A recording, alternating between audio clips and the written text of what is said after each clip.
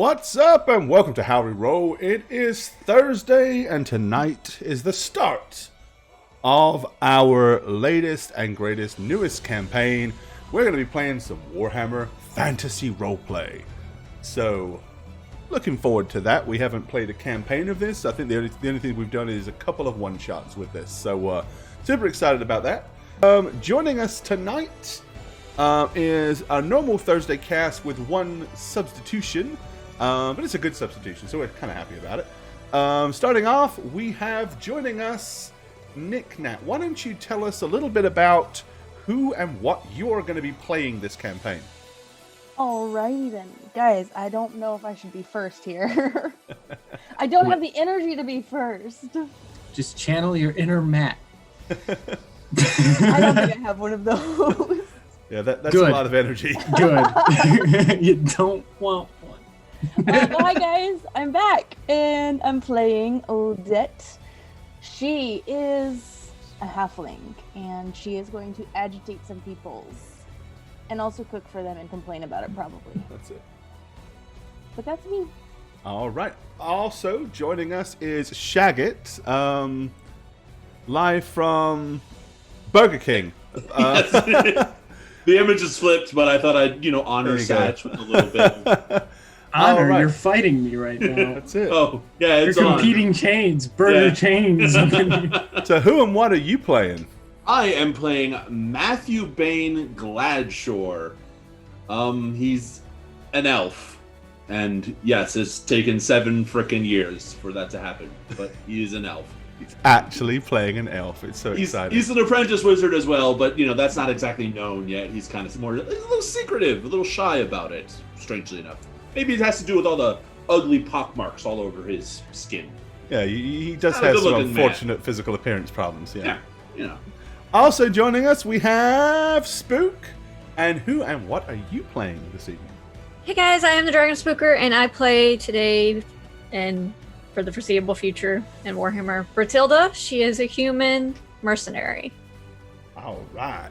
And last but definitely not least, joining us once again for a campaign is Satchmo. What are you up to? I'm playing Cadilrel. Cadilrel. Cadilrel. You're playing a CAD. Yeah, you're playing playing the Caddy. CAD. I'm and playing this is the the character CAD. that chat actually rolled up, right? Yeah, so you guys made this guy, and I gotta say he's a bit of a prick, which is exciting. I can't wait. It's not every day I get to be mean to people, because I just don't like doing it. But sometimes acting is fun. Right. Anyways, it's okay to roleplay being mean to people. As long as you don't mean it, I'm right? an elf outrider. I go, I look, I come back, I talk about it, and then I leave again. Hopefully. He basically does a lot of saying this one time at road camp. this one time on the road about a quarter mile ahead. I saw what was about to kill all of y'all. So we're gonna just wait a little bit. If that's probably, I don't know. I'm not the captain. You're the captain. All right. Well, we're going to go ahead and get ready to start some campaigny stuff off. So let's go ahead and open up our main window. So, this is the map of the known world. It's pretty huge. The area that we are really interested in is just this little area right here called the Empire. And on the big map, that's this box right here. So pretty much everything to the left and the right of this central mountain range. Primarily the old world, which is kind of everything from this coast here down to these mountains and along. So all this area here, as you can see, a lot of it is very wooded. So where are we starting off? Well, let's zoom in a little bit closer for everybody, and we're going to look at the map of the Middenlands, and this is the area where we're going to be. And here is the Drakwold Forest. So, to start things off, let me go ahead and cue this music and change something a little bit different. Let's see. Do I have all my... Yeah, okay, we're going to put this one on for now. Okay. All right. So a few days ago, everybody except for Bertilda, who lives at this place, was visiting the town of Utegard. Here on the map, Utegard is kind of here-ish in the Drakenwald Forest. Not too far from the Great North Road. Now, to set the scene, the year that we are in is the year right after a great war against Chaos, where a Chaos warlord by the name of Archaon led his armies and forces against the Empire. It was a very, very dark and dangerous time. Fortunately, the Emperor's forces were triumphant in beating back the hordes of Chaos, but not before most of the Empire got besieged by ogres and beastmen and chaos warriors and demons and bad things. So where we start now, it is a little while after that has happened, but poverty is still a big thing. Everybody knows at least a few people that died in the war. Nobody probably is unscathed from it. Some of you may have even been involved in fighting in it, especially if you were, I don't know, a mercenary or an outrider or even a cook or, you know. So,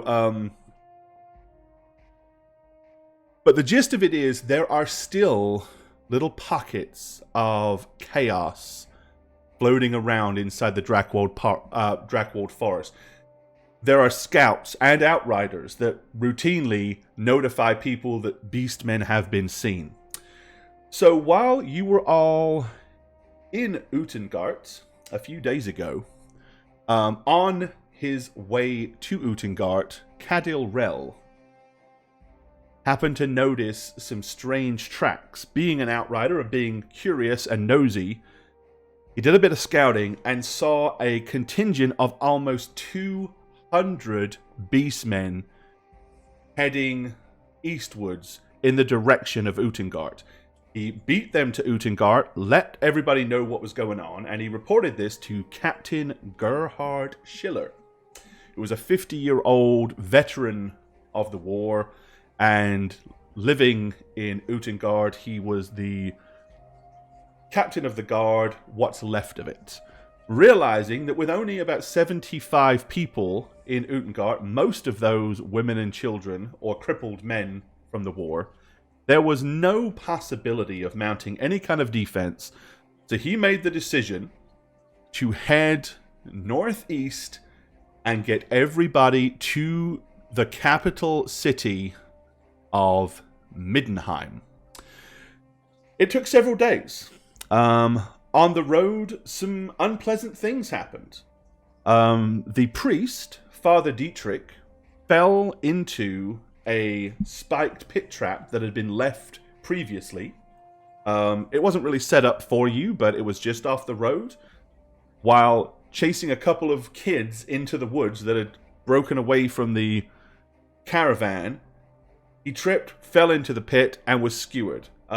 Nobody having any real medical knowledge could possibly help save his life.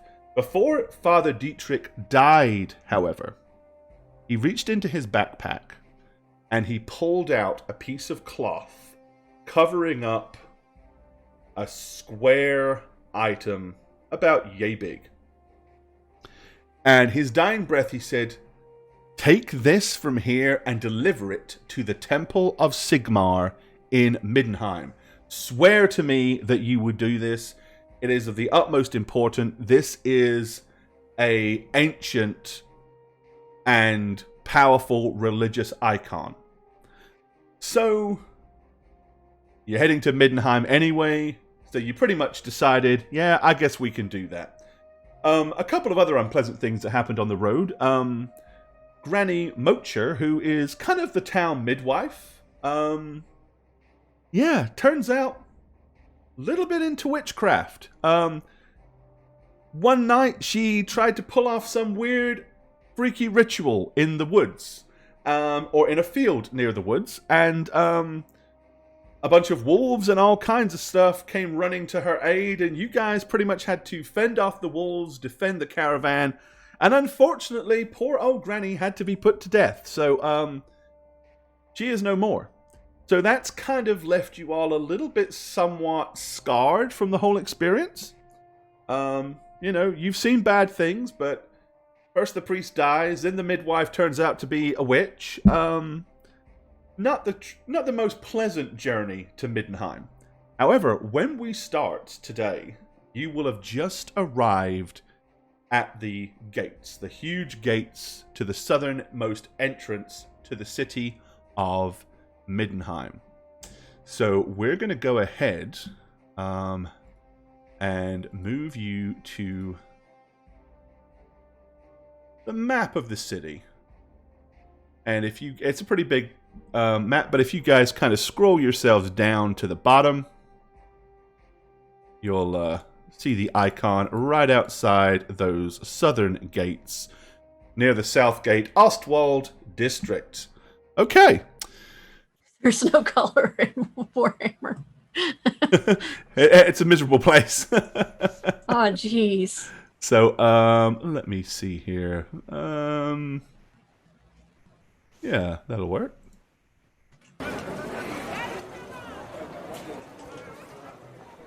Okay. Alrighty.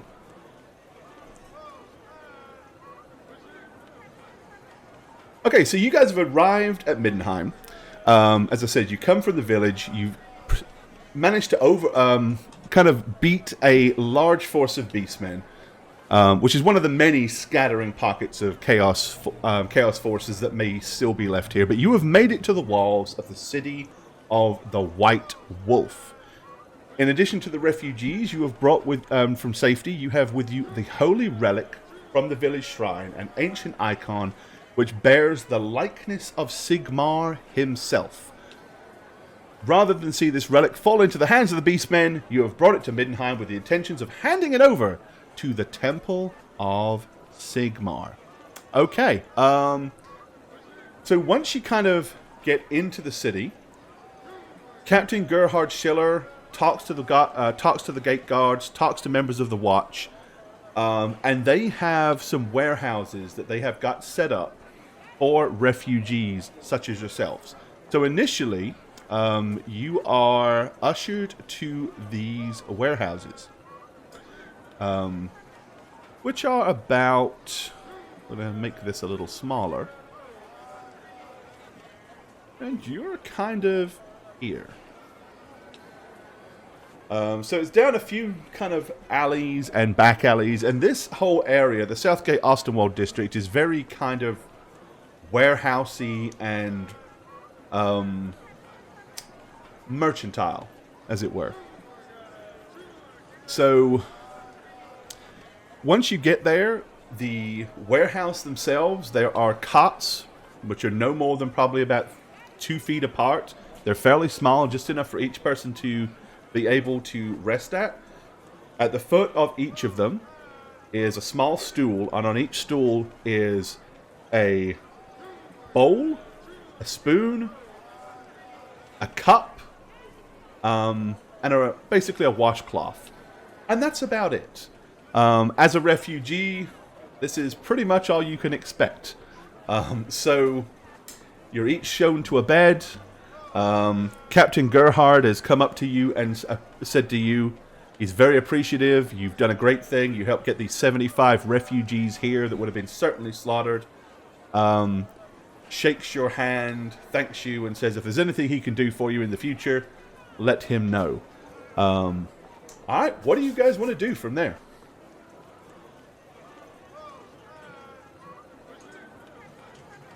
Oh, incidentally, if you'd like to see what the icon that you guys are carrying looks like, it's this.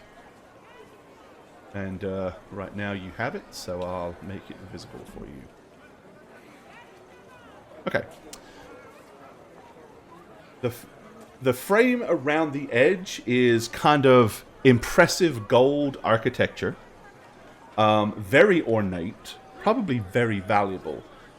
The icon in the center is kind of like an embossed visage of, in a very old kind of drawn style, of a man carrying a mighty warhammer, and allegedly this is the image of Sigmar himself.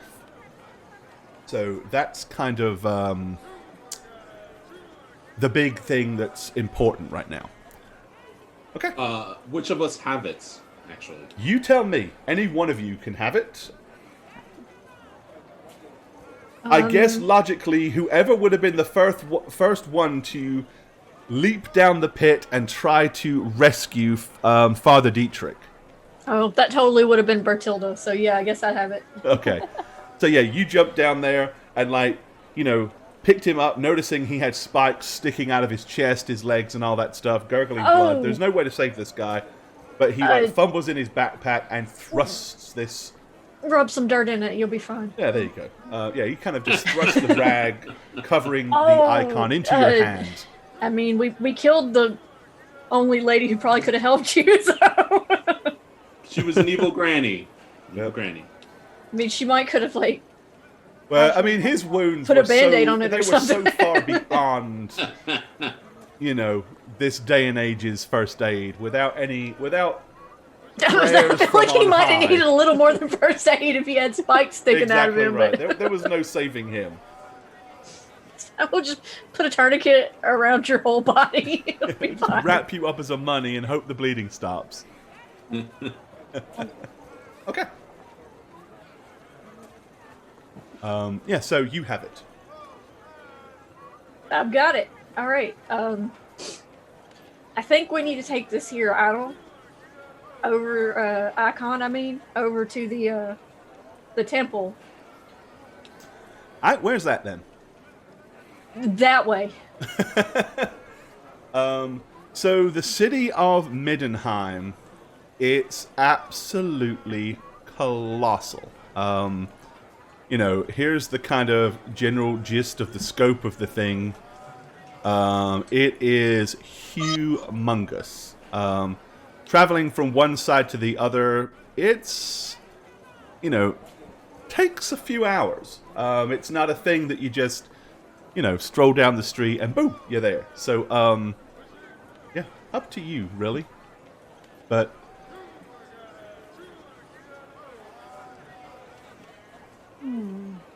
But we don't necessarily know where it is. at this point, no, none of you have ever been to the massive city. So none of you are aware of where such a place would be. You're kind of, all you know right now is you came in through the southern gate down the main street, were ushered down a side alley, and you're sort of down there somewhere in amongst a bunch of old abandoned warehouses. All right, so I'm going to look around and try to find the most devout-looking person I can find. Okay. So there are a few people wearing fairly plain robes that are helping out the refugees and kind of tending to minor wounds and blisters on their feet, and, you know, taking care of those that kind of got sick on the road itself. None of them look particularly devout, but at least they look like they're from the city. All right, so I'm going to go ask them if they can direct me to the Temple of Sigmar. Okay. One of them looks at you and smiles, and she says, "Oh, yes. Yes, you'll go back to the main street and head north. Go all the way north until you get to the Oryxmond, and to the right you will find the Great Park. Beyond the Great Park is the Freiburg. There, shining like a beacon to Sigmar himself, you will indeed see the temple to Sigmar." go north, and then we're gonna to the park, and then there's the. I'm gonna turn to the people who are with me. Yeah. What do we do after we get to the park again? So I'm standing like right next to you, kind of close, because I'm not exactly the most attractive person, and you're just gonna hear a soft voice say, "Through the park." So we're gonna go through the park, and then It's north of the park is the Freeburg. It's The far Freeburg. end of the Freeburg. You will see the temple to Sigmar. north of the park, and then we're gonna see the free bird. It is the Freeburg. Freeburg. And then we'll see the temple to Sigmar. All right, we got this, y'all. As long as it doesn't cost much, I would like one berg. Oh, Berg. Hey, well, they're free, so I hate this city. Actually, there's a burrito place here called Freebirds. They have amazing burritos. Get the one that's called the Monster.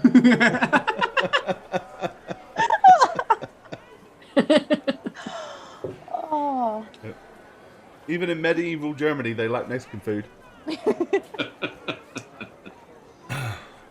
Doesn't like a taco. Let's be real. I don't think nobody ever not like a taco. Well, Especially if it comes from them street tacos. It's got to be made on the street, or you got to get your tamales out the back of the van that's at the Walmart parking lot. I'm sorry, that got away from me. Okay, so we're going to go back to the main street, and then we're going to go north till we get to the park. And then north of the park is Freeburg, where we should be able to see the Temple of Sigmar. All right. All right. So, first steps, you just want to get through these alleyways and back to the main street. Should not be too difficult. Okay.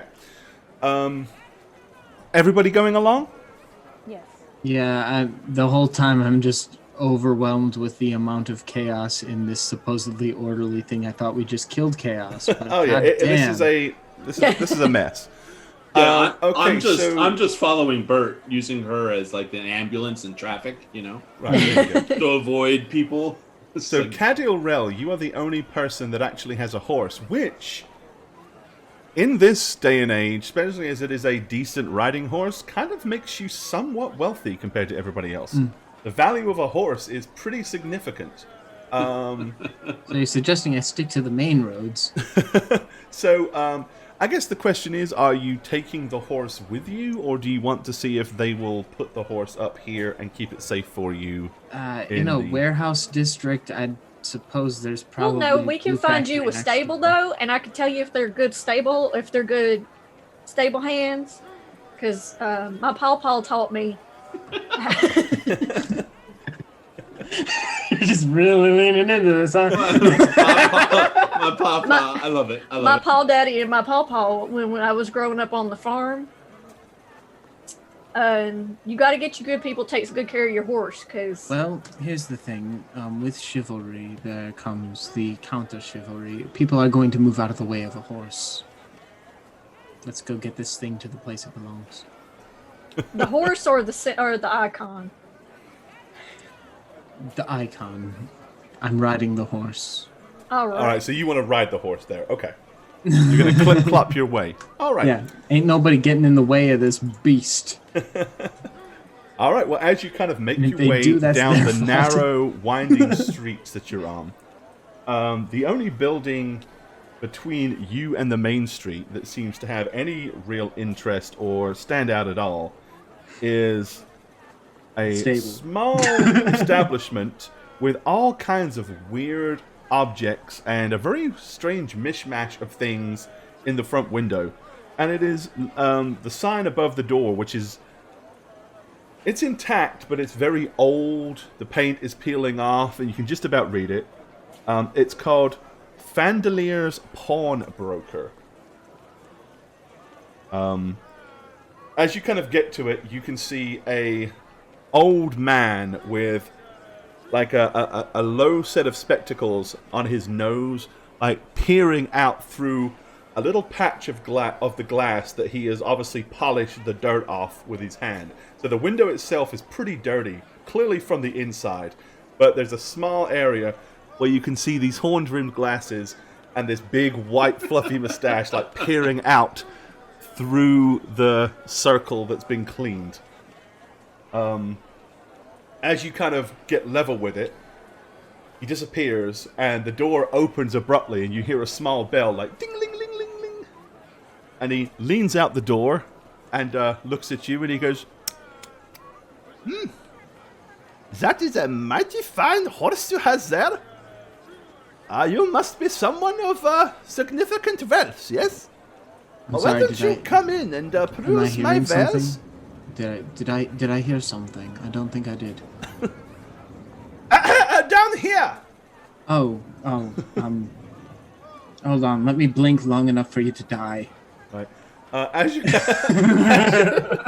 you're looking at this old man, he's kind of like squinting at each of you and holding a gaze on you each for about 3 seconds, like he's trying to size you up. Shortly afterwards, after doing that, he says, yes, we has a fine selection of clothing.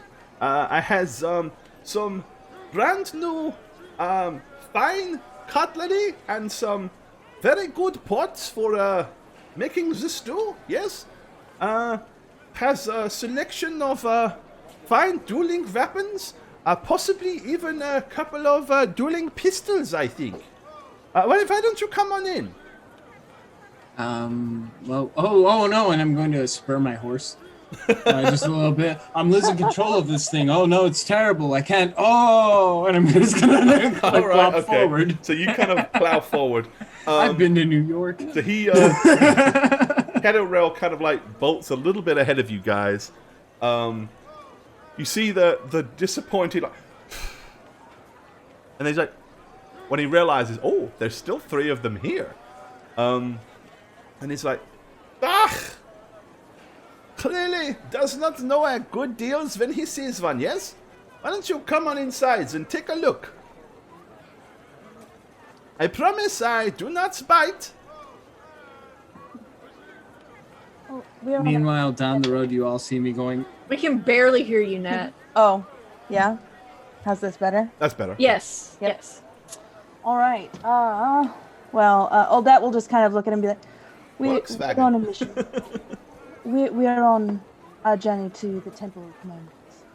We'll be back. Yeah, we're a little busy right now. Oh, I see. Well, perhaps when you return, yes? You come see my fine wares. This is where we're staying, so. And she'll just walk off. Okay. Yeah, we'll see. We'll see. I'm gonna just Disappointedly, the old man goes back in and shuts the door. You swear you heard him bolt it, like, after he shut it. Like, seems a little odd to be broad daylight, middle of the day, having a store, and yet you're locking it in the day. But nonetheless, you find your way out onto the main street. Here in Marienburg, Middenheim, the main street is constantly busy. There are, just hordes of people moving up, down, carriages, people on horseback, mostly people on foot, of all walks of life. Ne'er-do-wells, rich merchants, peasants, women, children, you name it. Most of what you see is human, a spattering of halflings, a handful of dwarves here and there, maybe a couple of elves. But the general gist of this thing is this city is incredibly alive, yet everywhere around you, it feels dingy. Like, nothing feels polished. It's not that the buildings necessarily are in poor quality. Everything just seems to have a funk about it. Alrighty. All right, so people are probably bumping into me, but I'm acting like I'm bumping into them. You know how it happens when like somebody bumps into you, and you're like, excuse me, sorry. Okie dokie. Alright, you kind of get your way all the way up through the southern Ostwald district, And after about an hour, you find yourself in the merchant district. This is where the majority of stores and shops and blacksmiths and limners and luminaries and everything you could possibly think of. This is the area where you will find them. In fact, to your right as you get to the end of this section right here, there's a large building called Wolf Runner Coaches. Set up outside, there is a woman and a small child with a stool and a low, fairly small table set in front of it. And laying on the table are dozens of hand pies. What the hell's a hand pie? Small pie, Think like like a a turnover. gourmet So it's a Pop-Tart. pie but smaller. Yeah. Like a gourmet A Pop-Tart. pie that is hand-sized, yeah. Yeah, it's like a Pop-Tart. As in not a 12-inch or 9-inch amazing. pie, but like the best thing ever. made of hand. Any pie's a hand pie. They also have Your hand is feet big pies, enough. ear pies, or all other anatomy part pies. Yeah. Most pies are 2 hand pies, which is fine. Okay. So we see a table of pies. Yep. As I said, it's a woman there with her, a little girl that looks like she's probably about 4 years old. She's very dirty. She is barefooted. She's wearing a dress that clearly doesn't look like it was anything that was purchased. It was kind of hand sewn, probably by her mother, out of very, very poor quality material. Well, there ain't nothing wrong with hand sewing. Sometimes you got to make do with what you got. All right. And she Literally has like have what looks like a zero little money. stitched bunny rabbit that only has one ear and its right arm is missing. And she's like holding it and sucking her thumb. As she walks by. You're trying real hard to bum me out, Gordon. Well, just give it 30 years, you'll be dead. Don't worry about it. Yeah. At least there's a bright side to it. Oh, Yeah, that's right. Odette will walk over to them and look at the pies. Do they Okay. look good? They do. She looks at you very eagerly, the lady, and she says, "That, says, oh, the pies? They are 3 pennies each, or 4 for 1 sells a shilling. What kind are they? We has berry fruit pies, apple fruit pies, or some delicious meat pies." Oh, get one of the apple pies. Those are so good. Odette will get an apple pie and then kind of like look at the other two. Okay. Would I know from our journey guys which ones you would prefer? I'm at mean- like the guys in the party. Would she have Not known? from me, No? Okay. unfortunately. They're elves, so they probably eat Absolutely like pine cherry. cones and stuff like Like, that. yeah, like I was busy eating pine cones, but the If the she- answer for him is absolutely cherry. But Probably like cherry. I Is can't there- tell you that, and you don't know. Is there a vegan pie? Okay. So, See, I told you pine Would have- cones and I stuff. mean, technically, I guess She a would berry get- pie or an apple pie would be considered vegan. she'd Yeah. get 2 berry. Unless, and of course, she apple made then. it with lard, which... I'd probably Probably. be okay with the berry pie. She'd get 2 berry and 2 apple then, if she knew any of that. Okay. I'm sorry. So she's- Jacket's finally playing an elf, and his first like real sentence is, "Are there vegan options?" It tells you how he views elves, right? Yeah. 7 years to be a vegan elf. Oh, you gotta love it. Fun, guys. Gotta love it. How's it feel, Shaggy? How you doing? All right. So she slides you over the pies, and then she says, "That will be 1 shilling." Yeah, she'll take up the shilling. And do you know where there's a tavern or a place that serves food and drink?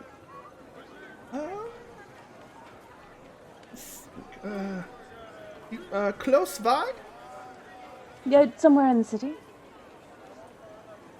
Can we just take this child with us? Oh, yes. And she kind of points across the street to this alley, or it's not really an alley, it's a little bit wider. Okay. Says, if you head down here, you will find the Grund Park. This is once you see the Grund Park, north of it is the Temple of Memedia. Just behind there is a small tavern, probably fairly safe during the day. I'm sorry, did she say it was safe during the day? Oh, yes. During the day, it's probably quite safe. So does that mean it's not safe at night?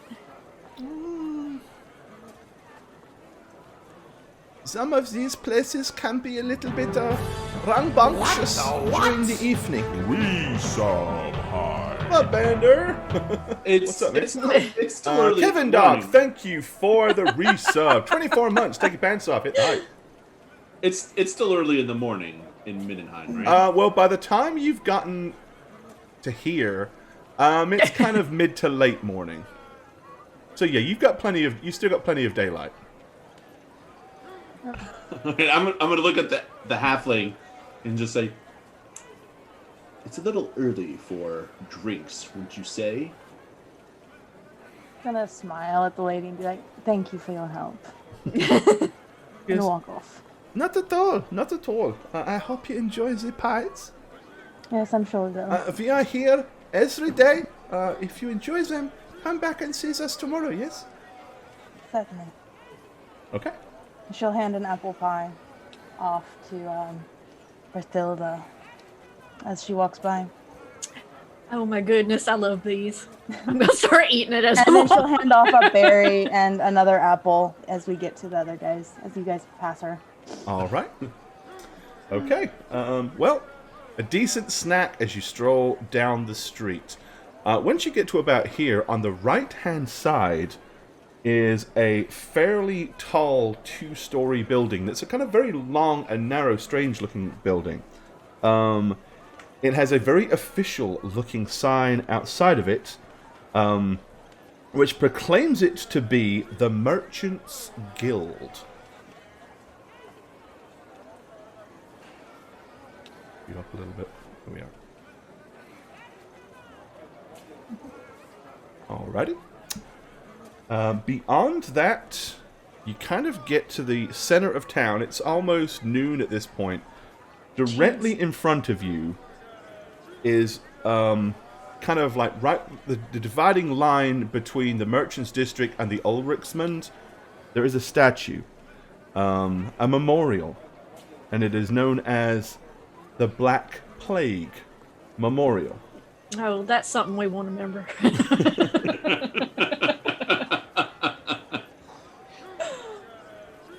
Did you lose your Pop Pots in the Great Plague? Or... Sorry. Not my paw, but my mama. Too soon, guys? Sorry. She was a feisty old lady. See, you share my sense of humor over mortality and these idiots. We can be friends. You know, we have been traveling for quite some time together. Yes, of course. But, yeah. We can. I'm gonna kind You've of. traveled with them for several days, and none of them have died of old age yet. I'm gonna nudge Alden and be like, "Ain't that cute? He's making friends." Certainly. Okay. Well, from there, as I said, you're right here. Kind of looking around you, you can see a few things that seem of note.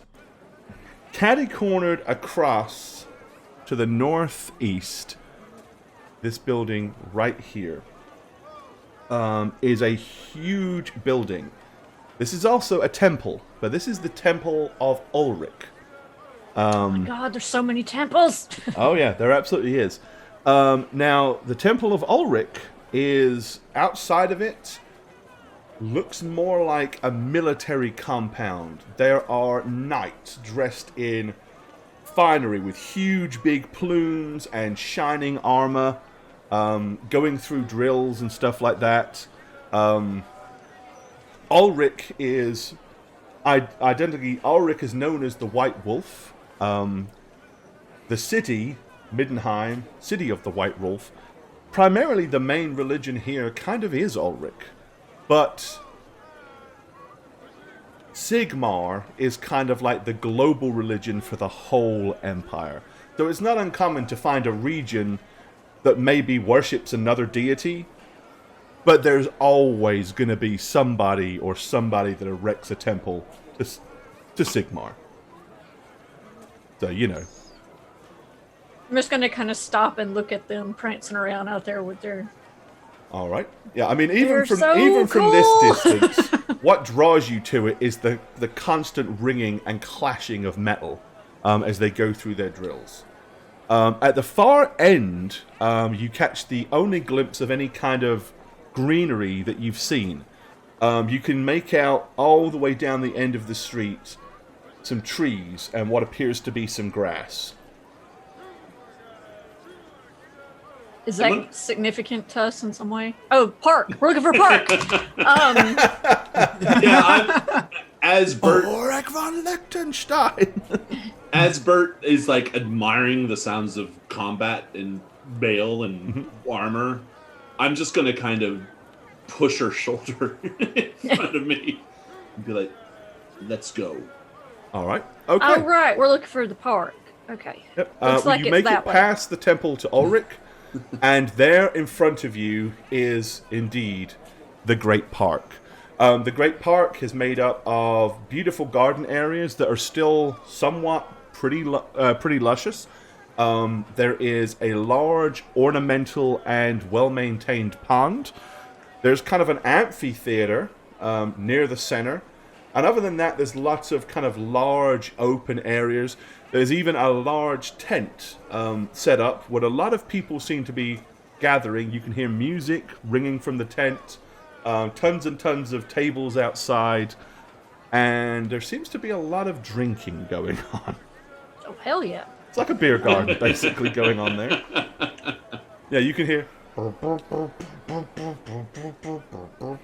Okay, so potentially misunderstanding what the discussion was earlier when Odette was asking about the tavern, and then Matthew over here was like, it's a little early for drinking. I'd be like, there you got drinks right there, Odette. You want to stop when we coming back through? Perhaps that might be a good idea. Sentiment might be agreeable. I think first we should get to the temple.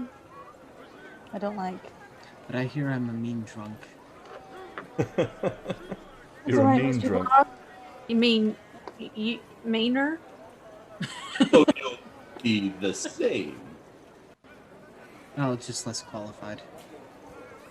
Most people are. It's fine. I don't know what we're talking about. I'm just gonna keep walking. You have to go north from here. Oh, right. My notes say we got to go north from from the park to the Freebird. The Freebird, that's it. That well, the park is to our east, so we need to go northeast. Yep, But that. surely our outrider would know this, being Yeah, that's going to take you down well, this north road of here. the park is what. Sorry, I'm always thinking, like I'm over there because I'm about to be over there. He's always a couple steps ahead. That's good for a scout to be ahead. It's literally my job.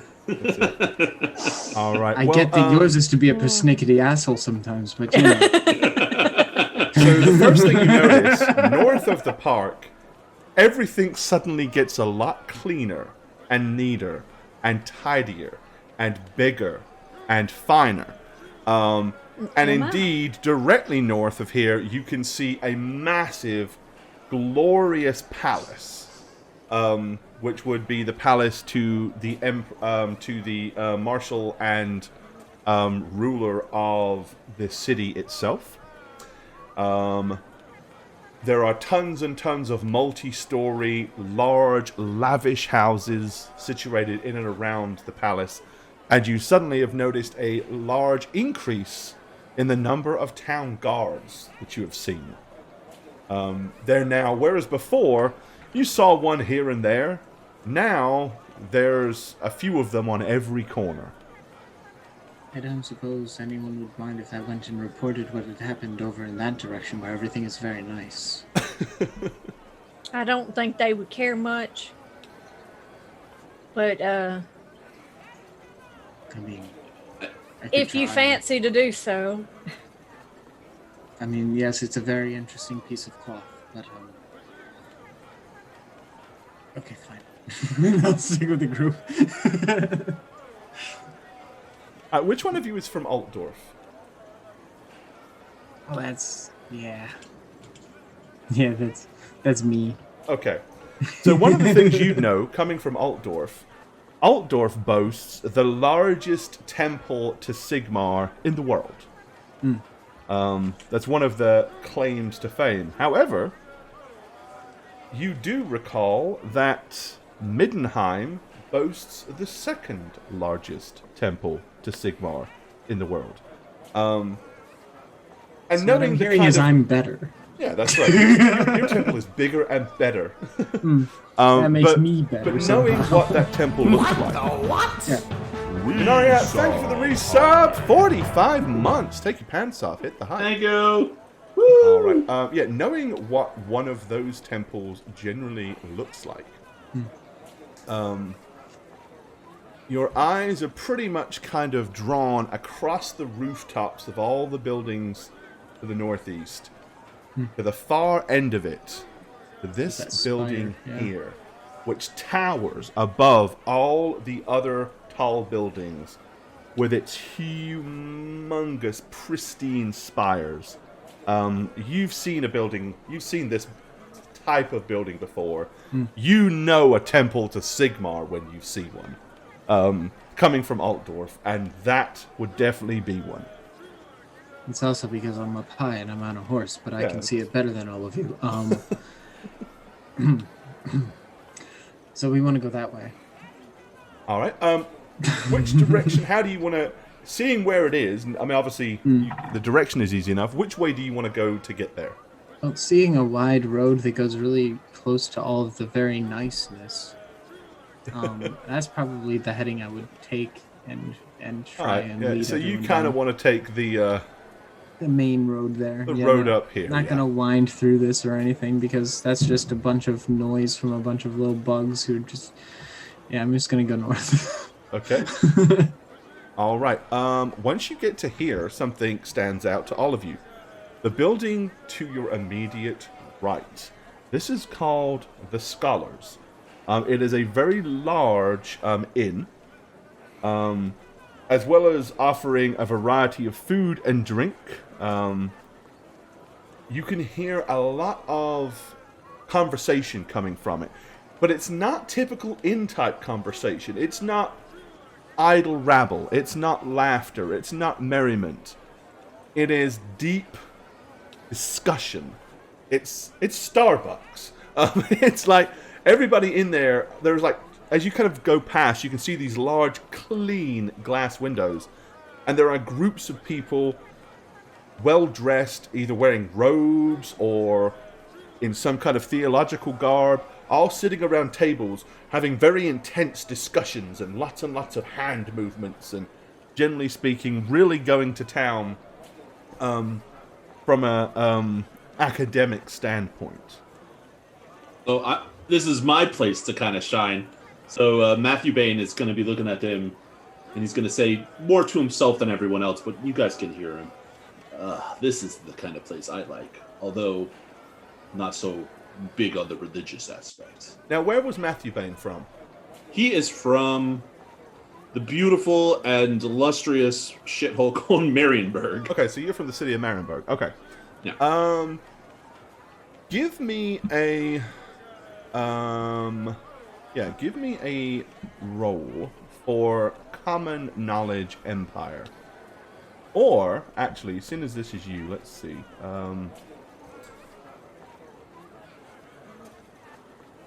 What other common knowledge skills do you have? Common knowledge, elves, academic knowledge, magic. I don't really have anything else. Okay, I would say, give me a roll on academic knowledge, magic, then. Right. More so than common knowledge, empire. First roll of the game. Okay, No. target number was 35, test result was 26. You succeed. Okay. Yeah. You do recall, after, thinking back, you remember hearing something about this. You hadn't recalled the name, the scholars, but you do remember something about a very weird, academically inclined inn that was incredibly close to the Guild of Wizards and Alchemists somewhere in the city of Middenheim. So that kind of lets you know, somewhere around here, there must be the Guild of Wizards and Alchemists. Yeah, so after I say that to myself, that you guys could probably overhear, I'm going to be looking a little bit more adventurously around to try to, glean places. Okay. Letting my hood slip back a little bit so you see more of his face, which he kind of doesn't like to show often. Oh, well, we can stop by one of those places on our way back through. How very kind, although it does seem like the majority of you want booze. Well, I was going to say we could possibly pass back up. We can do it all. This is a big city, and my I ain't got nowhere to go back to, so. I don't know what to do with this. Spook, I love this. Too much positive energy. Nice. She's such a nice mercenary. Like, yeah, let's do everything. Yeah! Like Mama told me. Why not? Different strokes for different folks, you know. There you go. Yeah, I'm going to hunch over a little bit more and say, we'll see what time allows us. You All right. humans How does the don't food live very go? long, so. Oh, well, I mean, I don't think it'll take us that long. I mean, I know it's taking us a long time to get through the city, but, You have to understand, sometimes it's hard to discern what is Also, of note to the side of it, there is actually a pretty nice and well-kept stable as well. So they actually do have the means to take care of guests' horses and stuff here. oh, I reckon your horse might like to stay over there. They might could give him some carrots or sugar cubes or whatever the hell it is he likes. He doesn't like sugar cubes. He's not allowed to have those last time. Sweet taters and baits. Last time there was... He doesn't get sugar cubes. Oh, well, How does the food we'll be sure to tell them that he doesn't get sugar cubes. Yes. Cadorel has an elven pony that is diabetic. Okay, he's watching his sugar intake. Vegan I wizards and understand. diabetic no carbs ponies. And whatnot. These are the wonders of the elves. No gluten or carbs. I understand. Sometimes But they're all he's such a little fussy. complicated race. Hey, this is the reason they live for hundreds of years. They don't do anything bad. Except to other races. Okie dokie. Alright, keeping on going. How does the food look as we pass by? Just looking at Okay, if you're That's going to very take smart. particular note of the food, glancing He's a through it halfling, at she may the want second tables breakfast. that you can see and the bowls and plates and platters, the food looks quite excellent. Oh, dang. Okay. Okay. Keep talking. Alrighty. Continuing on your merry way down the main streets. You've been traveling for close to 3 hours by now. Eventually, you find yourself outside the huge, overly impressive Temple of Sigmar. Okay. Woo! That When was you quite get a there, journey. the huge, big, kind of 20-foot tall, cathedral-esque doorway with its massive double oak doors are already wide open. And beyond that, you can see a huge open cloister with lots of priests running backwards and forwards and people kneeling down and all kind of religious paraphernalia and antics is going on inside this massive glorified place to the great god himself. One might say this is a temple. Sure I've is seen them fancy. before. Let's see. It does feel a bit more academic than the other one. Well, I like it. Their stuff is all shiny. More so than It's better on the inside. Oh, I'm gonna go ahead and assume there's probably someone at the door. I'm missing, Oh yeah, he didn't tell us who to give it to. He just said to bring it here. right? Just drop it on the stairs and leave. There's a pretty cool tent down there. Pretty cool tent. And a fanciful diner. I like how we go to the fantasy world to meet up at restaurants because we can't do We can't do it in real life. Go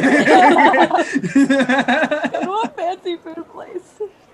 Go to Starbucks. is there a place to put your horse while we go in? No, I was about to see if there was anyone at the door, but if not, then I mean, there's a park across the street. Y'all Yeah, there don't was a need me stable back inside. there. It was kind of fancy. I've seen a pretty cool temple myself. Okay, my temple, it was pretty sick. Okay, it had like all the temple stuff in it. All the temple stuff. That sounds nice. I'd like to see that one day. I don't know if you can. There's a lot of beast dudes out there. It's okay. I'll just whack them out of the way. I gotta go park my horse. Yeah, don't forget to tell him not to give him sugar cubes. So. I wouldn't forget. That's been the focus of our past I mean, the years. stable that was attached to the scholars is, I mean, from where you are, you know, from like here to here, It's like 7 feet. it's only 7 feet, so I might want to fix the scale on that map. Mere 7 feet, not a problem. It took us small 3 guy. hours to go 20 feet? What's going on here? Well, there were a lot of some people very complex feet. and lots of kiosks. Okay. And you got Also, we're tiny, if that's 7 feet. We're ants, guys. All right, that's a bit more accurate. I mean, if you've ever been through like the Galleria or whatever, give them kiosks stop you every couple, every feet or so. Yeah, no, that should be about. Press Yeah. 1 to hear about like every single. Yeah, Matthew Bain is just going to enter the temple. He's just going to walk in and kind of shout Okay. at everybody. All right. Do you want to go ride back to the scholars and then hoof it back here? I was gonna see if there was anyone at the door who would be like, scholastically, maybe clergy like. Yeah, I mean, there's like, if there's none right at At a the door, temple? there's definitely several inside. yeah, because I was just gonna like basically come up Big to space is the imploded door and on basically be you. like, we have business in the church, but I haven't stabled my horse yet. Can you please watch after him? Okay. And, Yeah, you assume can. that a holy man would like not steal my horse. Or give him sugar cubes. That would be the next thing. Is I give him his list of dietary restrictions and Here's I have his the papers. list of how to take care of my horse for 5 minutes. Just in case Exactly. he takes a nap at about this time and he needs It's bedtime. it just story. says no list, and then it says sugar cubes, large sugar cubes, small sugar cubes, fruits containing a lot of sugar. Right. And no saccharin, no artificial sugar cubes either. If Okay. he goes into if he collapses, just stick this overpriced needle into him. Give me a basic charm roll. Okay. He has to charm somebody to stable his horse. Oh, No, he's asking someone to just stand here and hold his horse for him until he gets back. So, Oh, okay. from the clergy. yeah, some think people are it's- probably not going to be overly excited to do that, but hey. It's just gonna be a minute, I promise. Oh, it's gonna be bad. It's gonna be bad. Oh! Oh! You barely pass. Even your pompous elvishness. You notice, so you this young priest that's standing there. You tell him that, say, look, I haven't had a chance. He's like, Oh, the dice pane is still up, Cor. Oh, I'm sorry. These two ridiculous. He rolled a 17, and the goal was at There you least go. a 16. I apologize, chat. Should have said was something 17 earlier. and I rolled a 16. Okay. It's just Yeah, so really you just successful. succeed. He's like, Oh, my bad. yes, brother. Weird I system. would happily take care of your horse for you. And then he reaches out to like take the reins from you. I'm very grateful. These are his papers. In case anybody asks anything, don't give him any sugar.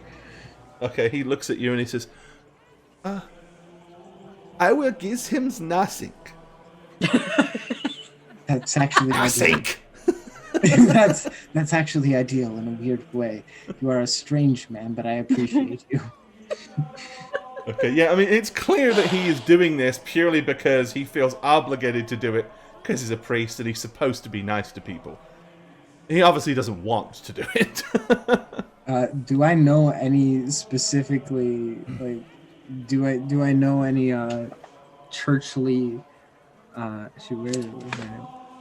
Because we have a church. We have a church. Do I know any? Do I have any greeting that would be fitting for him?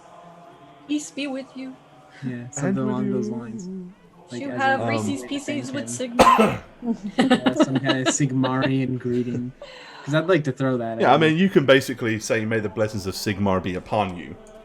And Sigmar smiles. upon most your of you can actions. usually identify a Sigmarite priest because usually they've got like a little silver warhammer pinned to them somewhere, like name so- drop. Yep. Okay. He smiles at you, holds the horse, and just kind of pulls it to the side, to keep it out of the immediate walkway where everybody else is. Okay. You step inside this huge, big, overly echoey place because the ceilings are entirely disgustingly too tall. The space is entirely disgustingly too big. And while it's trying not to feel pretentious, it's trying to feel glorifying the greatness that is Sigmar. To anybody that's not particularly devout, or any of you that are not necessarily Sigmar worshippers, there is definitely a feel of gaudy over-the-topness about this place. I'm getting P-Lore vibes. Yeah, Okay, right. Very similar. Yeah. Accurate. Okay, everybody that sees you politely sideways nods and goes about their business until any of you do anything specific to draw any attention. Yeah, I entered first, and I probably immediately shrank to like a side of the door, Okay. waiting for everyone else to come in and take lead. So I'll be walking He's doing a behind. Renfield in the corner. Yeah, I'm walking behind Matthew, and then he does that, and it kind of surprises me because, like, I thought he was leading us, and then all of a sudden he just. I'm gonna look at Bern and just say, the horse talk just was giving me a headache. I had to get away from it. He's I allergic didn't to say horses. nothing about a horse. We just walked in the building. Don't mind him. He's scared of religious folks.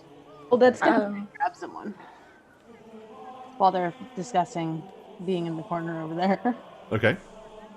Like You don't gotta be scared of them. They don't. I'm the last thing I am is scared. He's Trust me. terrified, absolutely petrified. Look at him.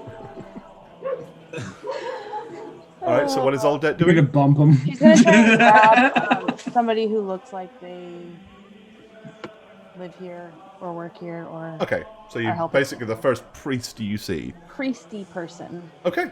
Not a problem. You flag down a priest. He's a young man, probably in his early 20s. Fairly athletic build, probably about 6 foot tall. Comes up to you and smiles and looks down at you. And then he, like, deliberately bends his knees to kind of get down on your level like he's about to talk to a child. And he puts his hands in front of him like this. And he's like, Ew. oh, yes. May the blessings of Zigmar be upon you. What brings That you sounds to our sacred. illustrious temple? Yes, we have business here. We are delivering something. Is there one of the priests here who we can speak with? I myself am an initiate priest here in the temple. Are you here to accept artifacts from priests of another temple? Oh, no. Something of this importance. Let me see. Father Morton. One moment, please. That's who we need to And speak he with. ushers off with his feet moving in like very small steps, but very, very quickly, like. Oh dear. And he disappears off down a side alley, or a side hallway, should I say? Although this place is so large, it almost feels like an alley. Okay. Well, that was easy enough. Pretty good at this. It's not her first artifact handing over rodeo, you know. You have to figure out who you need to speak with immediately. Okay. I agree. It's a good 15 minutes before the young priest comes back with another, definitely older man following behind him. He says, Baja Morton, this is the wee one that talk about the artifacts. And he smiles at you and he says, I am Father Morton. How far away are they from us? We want. Probably not far. I mean, you probably can hear the Okay. whole conversation, I mean, unless I you stay guys were close enough. deliberately staying out the Yeah. way. I stay close enough. Yeah. We won. Really. I was going to ask if you like that, because if you want me to get on my knees when I talk to you from now on, I can do that, but I just thought it was a little weird. Please don't. That. No. Okay, I'll just talk to you like normal then. That's preferable. Yes, we are here. We've been put in charge of an artifact that we are supposed to deliver here. Are you the person we are supposed to speak with? It's entirely possible. Artifacts are my specialty. So, who is it that gave you this artifact and told you to bring it here? It was Father Dietrich's dying wish that we brought it here, so... Father Dietrich. Father Dietrich. And where did Dietrich hail from? Was That's question out of character? Was he was He was a from priest my in, temple? he was a priest at Utagard, where you lived, yeah. Cards, yeah. Okay. Father Dietrich, he stayed at the temple in what was the name of the place again? I'm from there. Utagard. From Utagard. Utagard. Utagard, that's exactly what I would have thought. Utagard. Down in Utengard. It's so good. Okay, he looks and he goes, I seem to recall a Father Dietrich, but I must confess it may be of many years since I've last seen him. Yeah. This artifact he gives you, where is it? Oh, hold on a second. I'm gonna dig around my bag and pull it out. Here it is. It's all pull lint off of it. It's all good. And Alright, so you just like pull the cloth off of it and hold it up. Alright, when you do that, all the color like drains from his face. I'm gonna see that. I'm like, oh no, it's fine. It didn't get a spike on it or suddenly's like, nothing. Didn't get a spike He like on it. literally starts like holding his chest like he's about to go into cardiac arrest. The young priest is like, I'm turning and looking. Father Morton, are you okay? He goes, no, I must sit down. I must sit down. And he ushers him to a kind of bench at the side. But as he's doing it, Father Morton is like going, beckoning you to follow. I'm Looking looking around- back up and hold it kind of close. Sorry? Looking around, is anyone else reacting the same way? Or is it just... It was just him. I mean, several people are looking like because of the spectacle that just happened, but nobody else seems to be reacting in the same way. Just a few people look kind of concerned to make sure that Father Morton is actually okay. Okay. I'm gonna roll it back up and kind of hold it close. Okay. Sort of look upset that I almost killed a man in broad daylight. He pulls a handkerchief out from underneath his robe and he's like, starts dabbing his own brow. And he says, forgive me. Just a few moments as I perhaps catch my breath. We should definitely adjourn to my chambers immediately. Oh,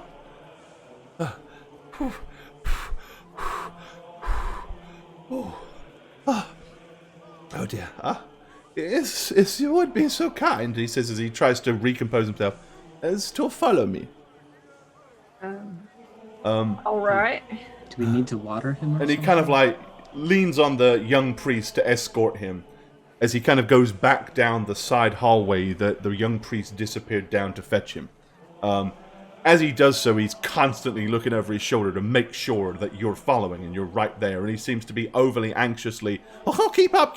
And it's like you're right there, you're like a foot behind him. Yeah, I'm going to follow with Kettlrell, and I'm just going to look at him and say, humans, am I right? Yeah, do we need to, like, do we put water on him? I'm gonna kind of glance over my shoulder at the humans comment, and I'm not saying anything though. It's a little dramatic, even for Bloody Even for the elves. human. yeah. Okay. All the way down to the end, kind of gets almost to the end of the building, goes down another sideways hallway to the left, and pulls out a key and opens and unlocks a chamber. Entering into his chamber, he ushers all of you in rather hastily. Come in. Yes, hurry, quickly. Shut the door, boy, shut the door. And he, as he does so, he goes, and you shall position yourself on the other side of the door. And politely kicks the young priest out. And then Politely? locks the door behind him. That's not polite. Oh, not you should be polite. on the other side of the door when you close it. Maybe Isn't polite? Maybe politely is not the word. Sarcastically kicks the priest out. Oh, and you F off, please. Right. Thank you. And with that, he kind of comes over, makes his way over to Bertild and grabs hold of your arm and ushers you to the table, like half pulling you, half pushing you. Like he's pulling your arm and pushing your back with the other hand. Like come. And he All right. clears himself a space on the table, just hastily pushing things to the left, to the right. He knocks over an ink and quill, and it spills ink out of the little pot and onto the floor. But it doesn't seem to care. He says, "Now, place the item here on the desk, please." Oh. All right. As he does that, he's moved round the other side, opened a drawer, and has pulled out a larger pair of spectacles with very thick rims on them. Okay, because I'm not sure what's happening, I'm gonna carefully and kind of reverently place it down and kind of smooth it out. Okay. Right, he with his bare fingertips, he's like peeling back the corners of the cloth, and even though he's already seen it, it's like he's seen it for the first time. Goes, oh! Without putting the glasses on, he kind of holds them out in front of himself and starts moving them to try to get them into the perfect level of magnitude, and slowly begins to study the artifact. And his eyes seem to be getting bigger and bigger and bigger and bigger, to the point where it's like, how do your eyes get any larger than that? They're already like saucers. He says, amazing! This is the oldest icon of Sigma I have ever seen! Wow. Just look at the gold work around the edges. That's Dvorven, you know. Yes, I am sure of it. And the style of the costume that he is wearing, this is old enough to have been drawn from life. You've brought us a very great treasure indeed. On behalf of the temple, thank you very much. Thank you very much. You're welcome. A question, if I may. How do you know that that's the real thing and not a fake? He kind of looks at you and smiles, and he says, I'm gonna misunderstand what he says real quick. holding And up just be the like, spectacles, he like taps them, like pointedly. oh, it's not fake. It's the one he gave me. No, Bert. I was not talking about These right here. These are very, very special glasses of seeing. Yes. So, we came from a very small, unimpressive town. Hey, now that's you don't have to. In the standards of Mittengard, I'm right. It was a lot more peaceful than here, for sure. And why would a priest of Sigmar from there have such an invaluable artifact? Why indeed?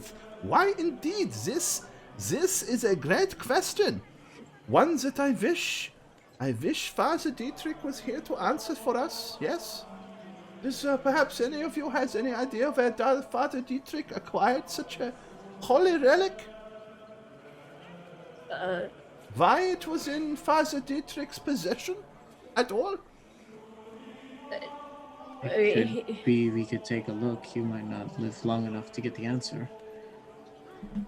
He was a really good priest. What happened to Father Dietrich? Anyway, I trust Father Dietrich, perhaps. He was a really good priest. In lieu of his holiness, he's now very holed. He fell in a pit trap full of spikes, and So Yeah, Father one Dietrich right is, through the middle. Kaput. several He has- times. He has yes. passed to be with Sigma. We were told that he Yeah. was chasing children.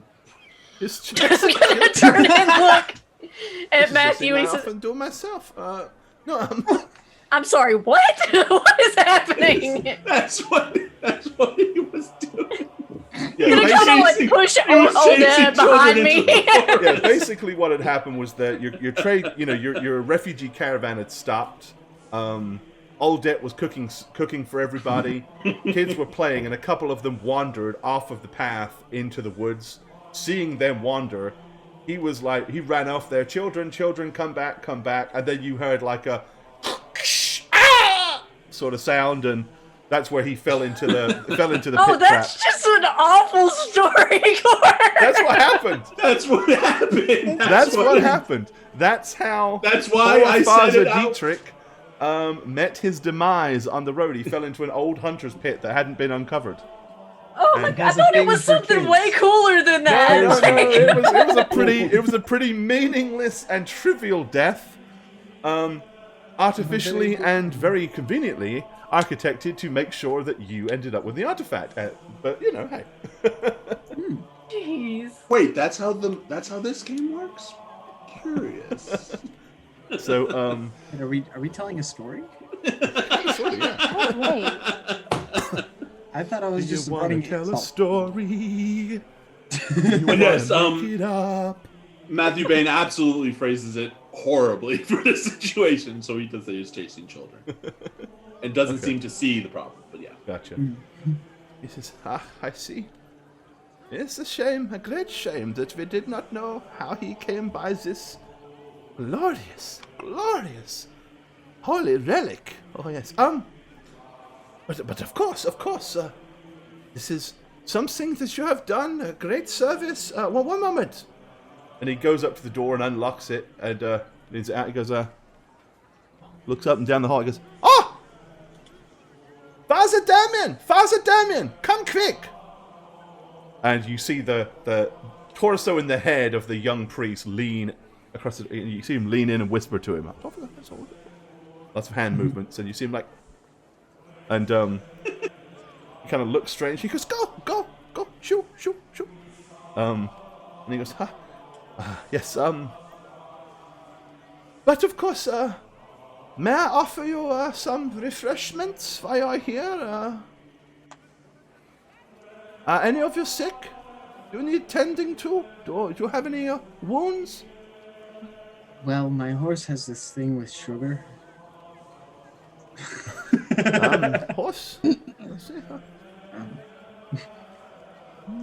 It's not a good time. I'm worried he might be cursed. Fine, but just stay here for me, just for a moment, yes? We have something for you. Oh, yes, we do. Your great deed will not go unrewarded.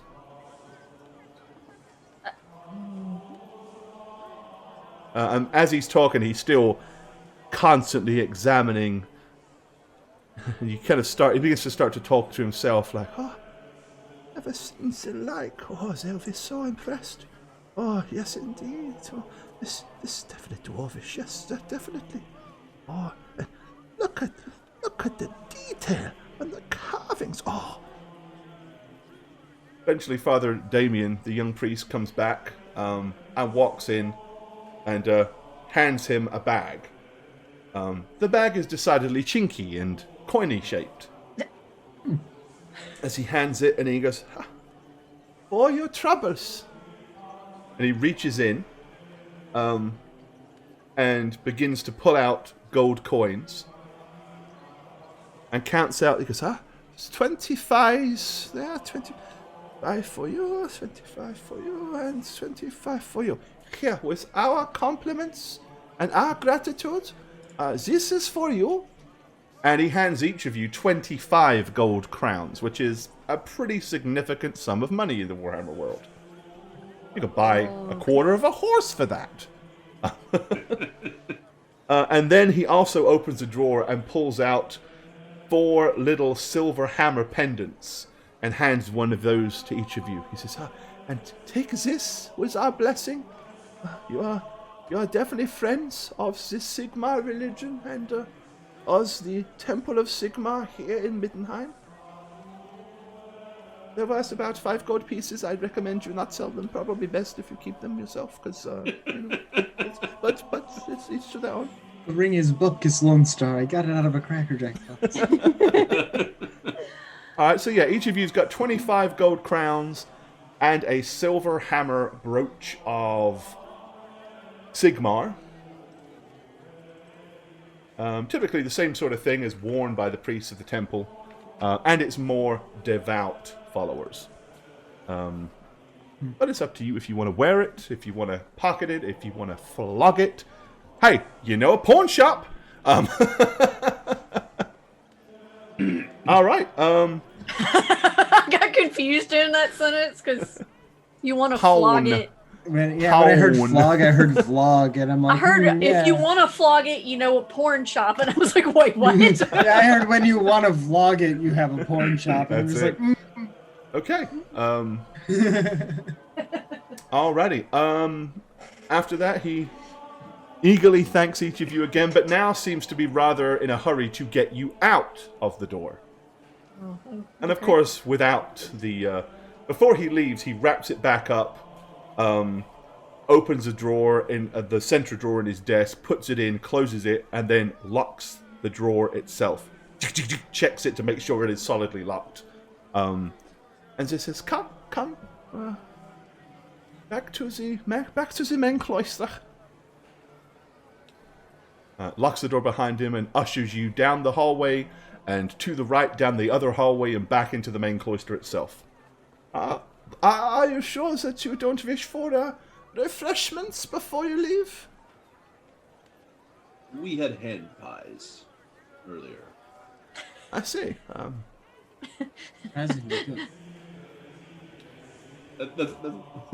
Thank you. Well, I'm just gonna keep walking. once again, our blessings upon you. Feel free to come back and worship here at the Temple of Sigmar anytime. Yes, you may go. Okay. This way, it's out the door. I'm putting on the brooch immediately, just like recognition for how good I am. It's okay. Everybody gets one. It's just an attendance thing. I don't know that. I'm just better. Everyone gets one.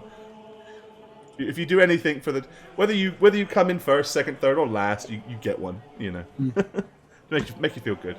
Okay. You now are considerably wealthier than you were a few days ago, and you are now standing outside in the Freiburg area near the Palace District of the great city of Middenheim. What would you like to do? Okay, so do we want to go see the smart people first, or do we want to go get some drinks? We can go check on your horse if you like. I mean, he's probably just standing there right now. We might need to find a stable for him. We just walked right outside, and he's probably right here. I hope to God he's right here. Okay, Captain, please, you can shut up now. They've gone. Okay. Is my horse in fact here? It's That standing young there. Sigmarian priest. Yes, there is a priest. Do I He's kind have of to leaning, revoke Sigmar? elbowed. An initiate priest leaning, elbowed up against the wall, holding on to the reins of the horse, looking thoroughly bored out of his mind.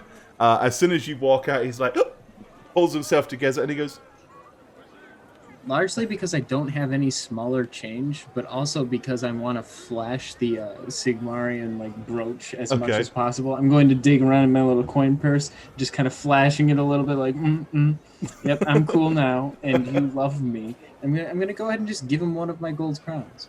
I'm just gonna give him one. okay. Of course, you can do He that. looks You're at it and he rich goes, with a horse.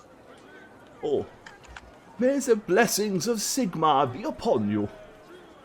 And I'm going to look at him and just be like, you better use donation. that. I'm going to tell him, you better use that personally for your own personal practices, you hear me? Oh, no, I absolutely could not. I could not. It came from the church. If Yes, you give it back to the church, I want it back. Oh, no, You've done your diligence. You've Completely helped me a understand. great deal. I completely understand. I don't think you do. He's kind of Oh, looking it's around. okay. I mean, he looks to be acting rather shiftily, like as he's looking around to make sure nobody saw him pocket the gold piece. And he's gonna be like, yeah, And blessings hands you the upon reins of the horse Take back, my and he horse. says, "Thank you very much. Good day." And he ushers him, kind of like walks back in while holding his lapel nice and tight, so that there's no sign or jingling or anything can be heard, or the gold piece doesn't fall. Okay, and drop to as the we're walking floor. away, then I'm just gonna be like, who wants to place a bet? Wherever the nearest brothel is, we'll find him.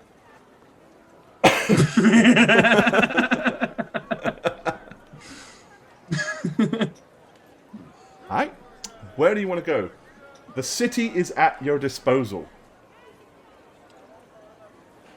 Man, bold move. I say we go to some place that was never mentioned.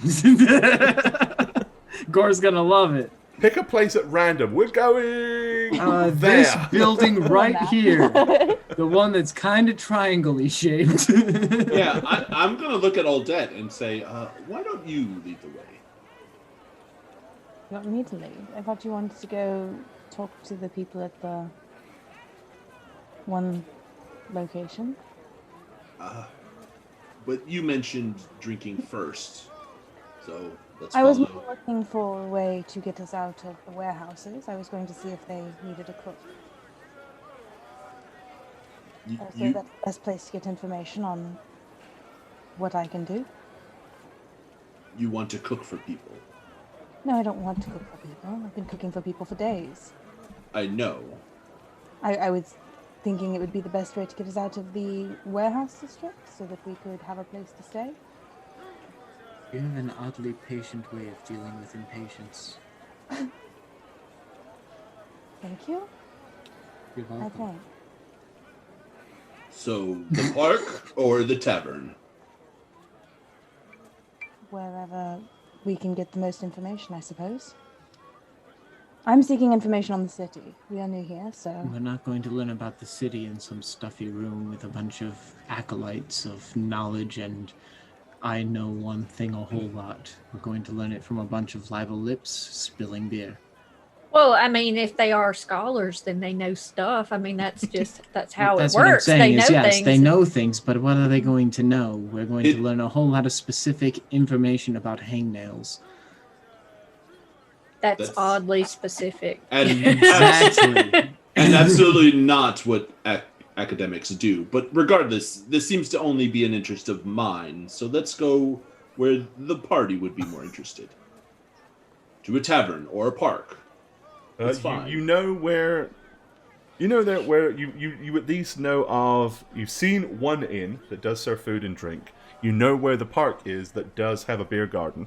And you were told of another seedier sounding tavern down a back street. But as a place this size, that clearly is not all it has to offer. It can't have. There must be at least a dozen more, if not triple that number, places to get food and drink in this city. Yeah, that Altmark, it's full of buildings, little tiny baby ones. All of them, they have a story. Well, wherever we go should be horse friendly. Right. I don't suppose I'm about to get off of my horse anytime soon. That was a joke. How'd you like Yeah, it? I got it. So, I assume Parker Tavern, not the seedy one, would fit us. In the Okay. park. As you're standing there, from across the other side of the street, where the main wall to the palace district is, you notice a somewhat plainly yet well-dressed young man kind of straightens up his collar, Does he have a brooch? brushes his hands down, straightens out his pants, looks down to check his shoes, looks to the left, looks to the right, and then with a brisk and kind of almost very significantly blasé walk, strolls right across the street and right up to you. Is he on his way to a job interview? And he kind of does a very over-the-top, eloquent bow as he says, I could not help it, over here. You're looking for a fine establishment to respite yourselves, yes. If anything you need, Otto is the gentleman that you need to come to. Otto, right here. That's me. Is he behind you or something? Oh, no, it's you. You're okay. For example, I could take you to the Red Moon. Oh, fine establishment. Cabaret bar, supper club.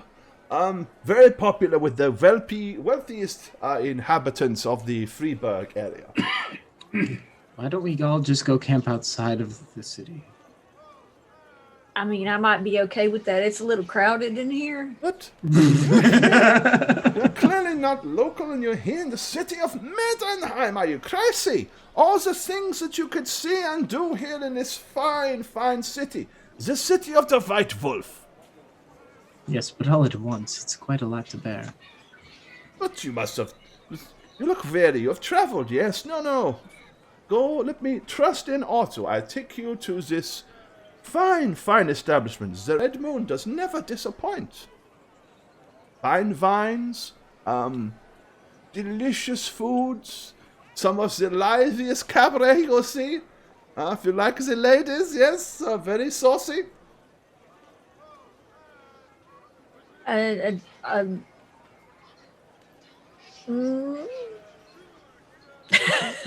would work with me.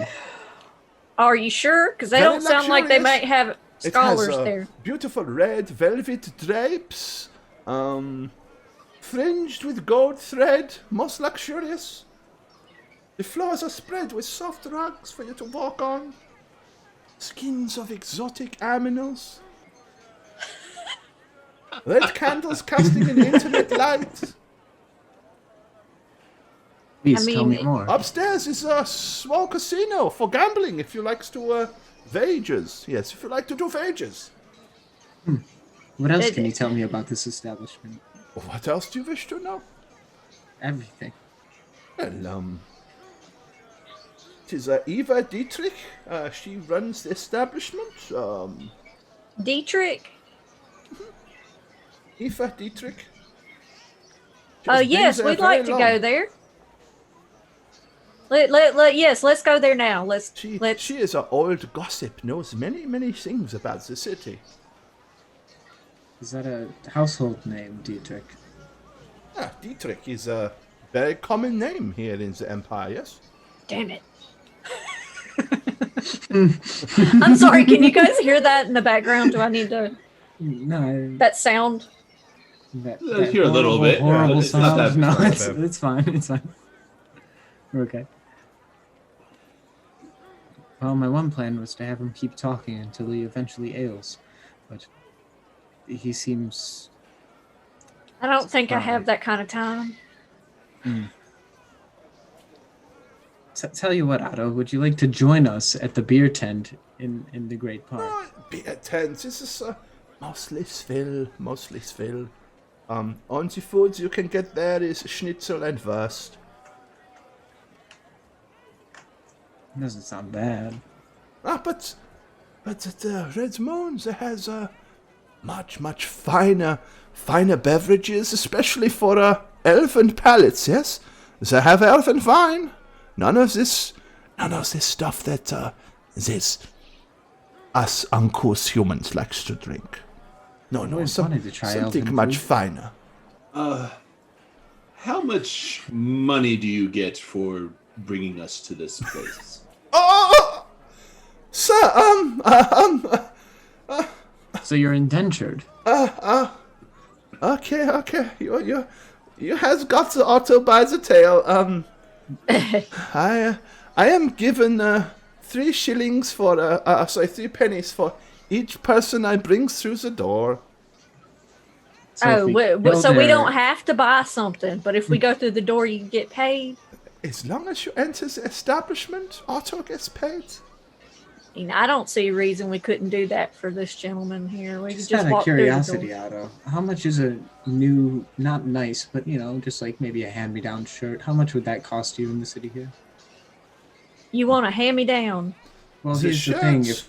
I'm just thinking, if you get a couple of friends together and put them in a couple of cheap disguises and have them walk through the door every day. Oh, but this would be decidedly dishonest, and after a short period of time, I think they may notice. Otto was more interested in maintaining long-term employment. Very hard to acquire here in Middenheim right now. Have you considered the church? They make a lot of money.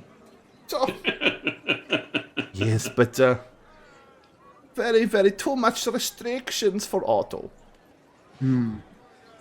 Fast and loose, Otto. Fast and loose. I think we should go. Do him a favor. Raffle. We can entertain him. As if nothing else, you can have yourself a nice drink, enjoy the company of the people, look at the decor, and rest your weary feet for at least just a little while. Okay, let's go. Lead the way. All right, fair enough then. In Eltharin, I'm just gonna say, I kind of like this one.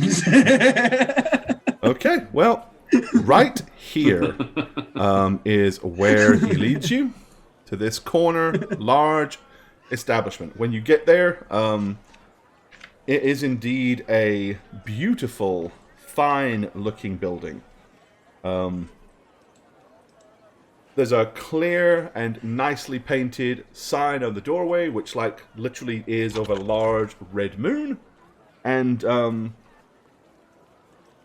a strange kind of sweet and smoky aroma kind of wafts out of the establishment as you walk in. He comes in and goes, because here we are, the Red Moon, come in, my four friends, here we are, the Red Moon. This is the bar up here, and he kind of like points obviously to the bar, and glances around and says, here is a fine table available for you in this corner. Make yourselves discreetly at home, yes? Discreetly. Okay. Just fade into the floorboards. Because I'll be back in just a moment. And after he kind of like makes sure you move to a table, you see him go up to a bar and lean in on the bar table. He's like, smiling at you, and you see him like leans in and has a very quiet, almost whispered conversation with the person behind the bar. The other thing of note in here, on this side of the door, now you're in, 2 huge, ginormous men are standing with sleeveless tunics. Clearly these are like the bouncers, the peacekeepers of the establishment. Both of them are very, very big, very, very muscular. One of them is missing his right hand, and is replaced with a large brass hook, which is impeccably polished.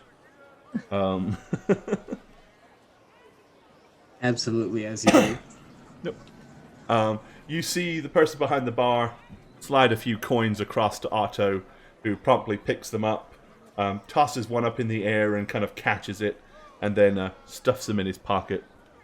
nods and begins to walk out the door, and he just looks at you and he goes, "If you need anything, you can usually find me in and around the Freeburg, close to the temple. Oh. Tatty bye." And wanders out the door. You'll be seeing you, Otto. Okay. Yeah, I mean, so this place, as I said, it's very dingy, but it has red candles that kind of, as I said, they kind of like play off of the red velvet drapes to kind of give everything kind of a dull red glow. You can hear quite a bit of noise coming from upstairs, and there's a large ornate staircase that kind of spirals up at the far end of the hall. And all the way around the left-hand side, probably about 3 feet off the ground, is about a 4-foot raised dais. About every 6 feet, all the way around the dais, are scantily clad women dancing provocatively and exotically. Is the actual bar area full of people, or are we kind of... It's reasonably well frequented. I mean, it's probably about a third full. There's probably at least about 30 to 40 people in here, including you. I was honestly expecting him to stick around. A little bit longer. Nah, he's got work to do. He's a busy man. But He's got to find more people. I very much look forward to the opportunity where we could ask him for help in the future and take him in way over his head. Provided he lives long enough. So, within the next 40 or 50 years. Yeah, it's gonna be like a week.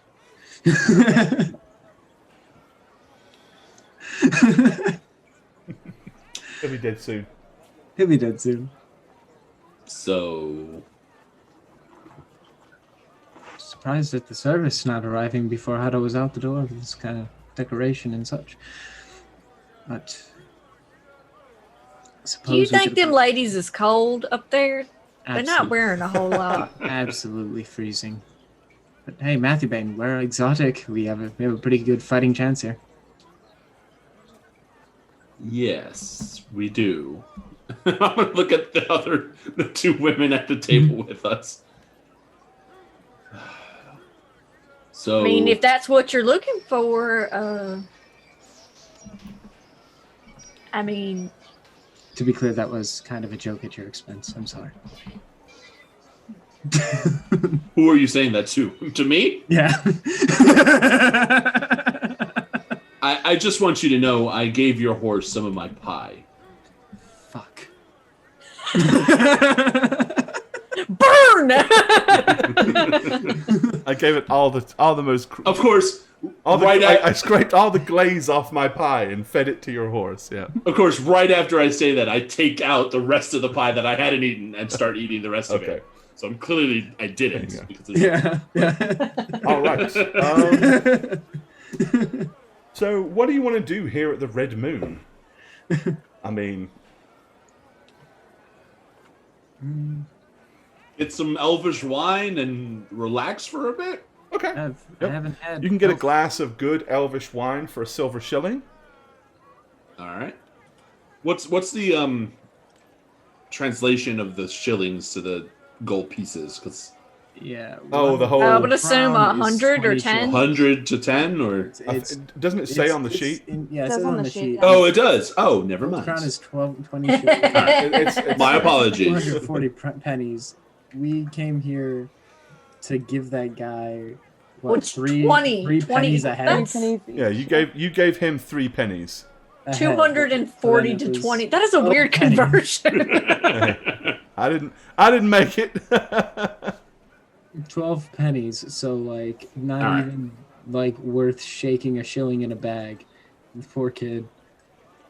Hey, but I mean, let's be real. All he had to do was walk around the corner with. Yeah, It's true. we could just leave. No, Still I'm got his gonna, money. I'm But gonna. I am kind of looking forward to maybe some elf food. I haven't had that much. Yeah, I mean, have some wine, have some food, kind of just relax. Okay.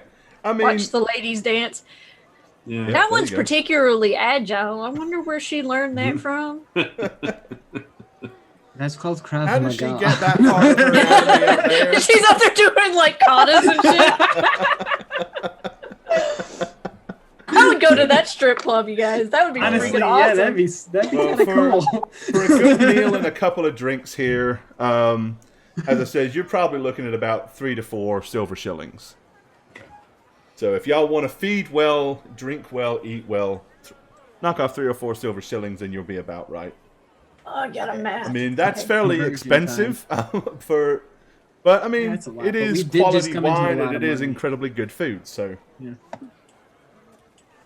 So 29 gives. During All that right. time, can Oldet go up to like the bar where people are sitting? Of course. And just kind of like sit around and try to listen and or talk to people. okay. Volunteer to cook. For what purpose? Are you just trying to find something out? Yeah, trying to get some information on the city. What's going on? What's new? Okay. What problems they have here? So there's a couple of ways you can do this. Let's see. So you can make a gossip check if you actually want to like talk to people and try to lure information out of them. All right. I would like to do that. Okay. If possible. Go ahead. Give me a gossip roll. Boy. Tens of Modifier? successes. So for every whole 10 you beat your success by, that is considered as like a success. So 49. Okay, so that's just a basic success. But okay, so you want to get some gossip on this place, huh? Gossip, yes. Okay. Let's give you some gossip. All right, I've got a table for that. Juicy, juicy, juicy. Bring on the juice. Bring on the gossip. Okay. That's my gossip table. I should have had that already earmarked. I mean, when we rolled up the character. All right, yeah. So, Graf. So Graf Boris Todbringer, who is the main noble that resides over this place. His wife is dead. His only immediate family consists of his daughter Katrina, which, from the conversations you're hearing, she seems to be referred to as the princess, although they're not actual royalty, so princess must be more of a title of affection than anything else. But you hear a couple of things. One person says that the reason that nobody has been a suitable suitor for Katrina is because she is secretly having an affair with the head of the Ulrichian Temple. We saw high. Well, yeah, thank you. 9 months. You know what that means? You have a How Reroll baby. You have to give it a name. Name So your name baby. your How Reroll Name baby. your baby. Name Good your job baby. on the baby. We're sorry. We've seen pictures of it. It's not very attractive. It almost looks just as bad as Matthew. Yeah, pretty much. That is that's a accurate. tradition. After you've been subbed for 9 months, you have to... Basically, you have a fictitious baby. If you had a fictitious fantasy baby, what would it be called?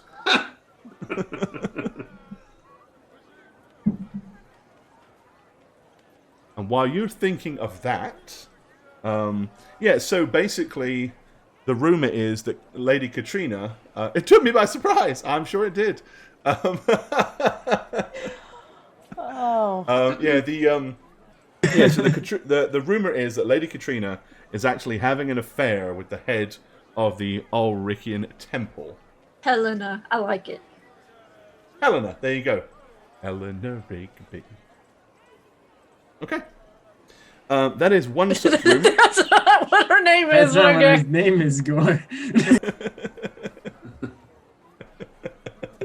That's It's what Helena Troy. Helena Handbasket. It's Eleanor Rigby for the Beatles. He just said Helena. Oh, I know that, but it Helena just it Rigby. fits. Okay. Other rumors that you can hear. Let me see here. Because I'll give you a couple more rumors, as it were.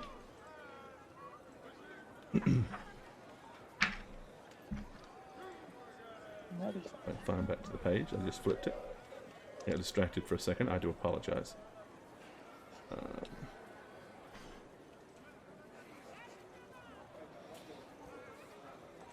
Okay. So here's another rumor. A lot of people say that the reason that there are no military left is because they've all traveled northwards pursuing a contingent of chaos with the Graf himself. But the truth is, they actually haven't. I'm sorry, did you say the giraffe? The Graf. The graph. Graf. Let me write that down. Graf. Yeah. Graf Boris Toddbringer. The Todd. They call him probably the Todd. Yeah, apparently, as I said, a lot of people think that the reason that there's no military in the city is because they've all gone north with him. The truth is, however, the reason he hasn't been seen is he succumbed to chaos, and so did all of his troops. And they are never coming back. They have gone to the Chaos Wastelands, and the city is going to fall into ruin. Damn. I think we might want to investigate that one. That sounds that's pretty. a drop. Right? That escalated. I was expecting nah, they went west. Instead of north.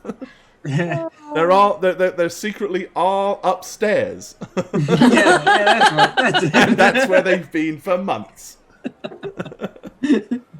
Okay. 1/3 of all our imports have also been going upstairs. Coincidence? Yep. Wow. All right. Bringer of Todd. Okay, yeah, so there's a couple of rumors that you overhear. Of course, trust them if you want, don't if you don't. I mean, they're rumors after all. The rumors.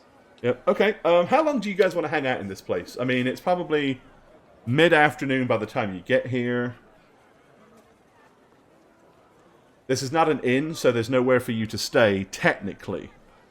Of course, there may be ways to spend the night, but you probably got to book more than just a room. Well, I Probably mean, has some to- of these ladies seem pretty nice. I mean, Hey, there you go. I especially want to learn that one move that one was doing a minute ago. That could be useful. Could be used as a combat maneuver. It might could. I mean, Yep. So yeah, how long do you want to hang out here? Long enough to seem like we're guests, but also not so long that we can't do our other things. A couple of hours and then piss off? Yeah. Okay. what other things are we doing? There's no other things to do, really. I mean, we wanted to. Well, this would achieve our tent goals, but you want to go see Fantasy Starbucks, so. Fantasy Starbucks. They have that new pistachio latte. I mean, it is getting. I mean, the evening's upon us. It's like 5 o'clock now, right? Yeah, Have you around ever there. had a conversation with someone, though? They think they're so smart at night. At They're- night. Yeah, when it's late, they have all these crazier ideas. Like, what if I had a microscope I could see so well into the atom that I could just see the back of my own head? And then when I look up, I'd look up, and then I'd look up, and then this is just infinity small, every piece moving underneath the other piece. You know, that kind of shit. I think we That's should probably go because with- they're either drunk or they've been smoking. No, they're just tired, but they're also smart, so their brains don't shut up, and they dream while awake. Point being, it might be more fun. We are quite far from where we could lay our heads. If you That's want also to, I mean, if you're wanting to, you're about at least a good 2 to 3 hours away from getting back to the warehouse district. Where, you know, if you want to get all the way back down to where you have, not the warehouse district, the Southgate Oswald district. So, Well, we might need to find a place to spend the night. but Well, we're technically refugees. We don't have to pay for that. No, if you want to go back to where you've got free bed and board down here. And But are we should going to check get shanked in our sleep is what I want to know, because I don't want that. I don't think they want to mess with us after everything we've been through on the road. I mean, I don't know. It was pretty shady down there. Yeah, but that was outside of the warehouses. We'd be spending the night with the captain. I don't think we'd have any issues. Also, the refugees know us. Exactly. We have a small troop, as it were. Well, I mean, I did grow up with most of them. So. Are you pulling the same type of thing outside this establishment, finding someone to take your horse, or? Yeah, I didn't clarify that because it all moved so fast. That's... At this point, I probably would have brought the horse back up to. My horse doesn't have a name yet. He hasn't earned it. The thing. He hasn't deemed himself worthy. He hasn't deemed himself worthy of an elven name. So yeah, but I probably would have brought him to the stable upon seeing the place. I would have stepped out to do it. Okay, right. So you basically just took it to the one place you know, which would be the scholars, and had it stable. The horse with no name. I get it. Poured some precious money into that, I'm sure. Yeah, I mean, it's only it's 5 pennies to stable a horse, so. Oh, well, they would have to make change from a shilling. Yep. You get a lot you need change around here. I mean, yeah, that's what I'm excited about. So there you go, get some change. There we go. Name the horse Dietrich. Apparently, it's a common name. Yep, Dietrich. Yeah, it's on the list. I think you should call it Roknad. It's Elvish for horse thing. That's pretty good. Roshnad. Rocknad. Rocknads, yeah. Okay. That's all right. Yeah, so what do you want to do? You got to, as I said, if you want to get back to the warehouse district, you can. It'll be nightfall, but it'll still be fairly early, and you can travel down the main street. Or you can go anywhere else you want to go. Do what you want to do. Probably be best to check in with our dispatch and just get murdered in the Altmark. Get murdered. Let's do that first. Go down to the Altmark Alt Quarter. As you can tell, it is a filthy den of iniquity by the small, teeny tiny shacks. I mean, everybody dies. So yeah, I guess we're gonna go back to our group, right? Okay, all right. In the South Gate. Yeah. Sure. Alrighty. Are we gonna get the horse back or leave it? Well, I'm not gonna. If I have him stabled at a much nicer stable with a much more reputable business, I'm not gonna bring him back. Yeah, I mean, the Scholars is a very house. nice, well-to-do place, and you've seen plenty of guards and stuff up in that direction. Yeah, so you didn't see a whole bunch of mischief going on there. I'd rather trust it up there and then. Okay. Have to walk 3 all hours right. So to you get guys the make horse it back about 8. And upon arriving back, you notice a couple of Middenheim City Watch are waiting there. As soon as you walk in, a couple of the refugees that you escorted point directly at you. And you see one of them go... and they look. You see them squint. Okay, let's just turn around and go back. And they come well, walking I over mean, to I know you. the refugees. I'm sure they're from the same town as me. Yeah. Hi. They smile at you. One of them says, for some reason, this particular town is a little different than here. So they look at you and goes, so these watchmen said that they were looking for somebody, and they asked if we knew where the captain was, but I'm sure he's knee-deep drunk somewhere in some seedy back road tavern. So I told him that y'all might know something. Yeah, I mean, I don't know where the captain went neither, but... Well, you know, he always had himself a penchant for the drink. And, you know, I'm sure there's plenty of back room bars that he's found himself into, don't you know? Yeah. And with that, the 2 watch people look at you and say, well, in that case, welcome to Middenheim, says the taller of the 2, in an attempt at a friendliness that is kind of only mildly successful because he looks pretty gnarly. Which is that word. The Watch Commander would like to talk to you about the beastmen that apparently you encountered before coming here to Middenheim. If you would come with us, please. Show us your papers! He's diabetic.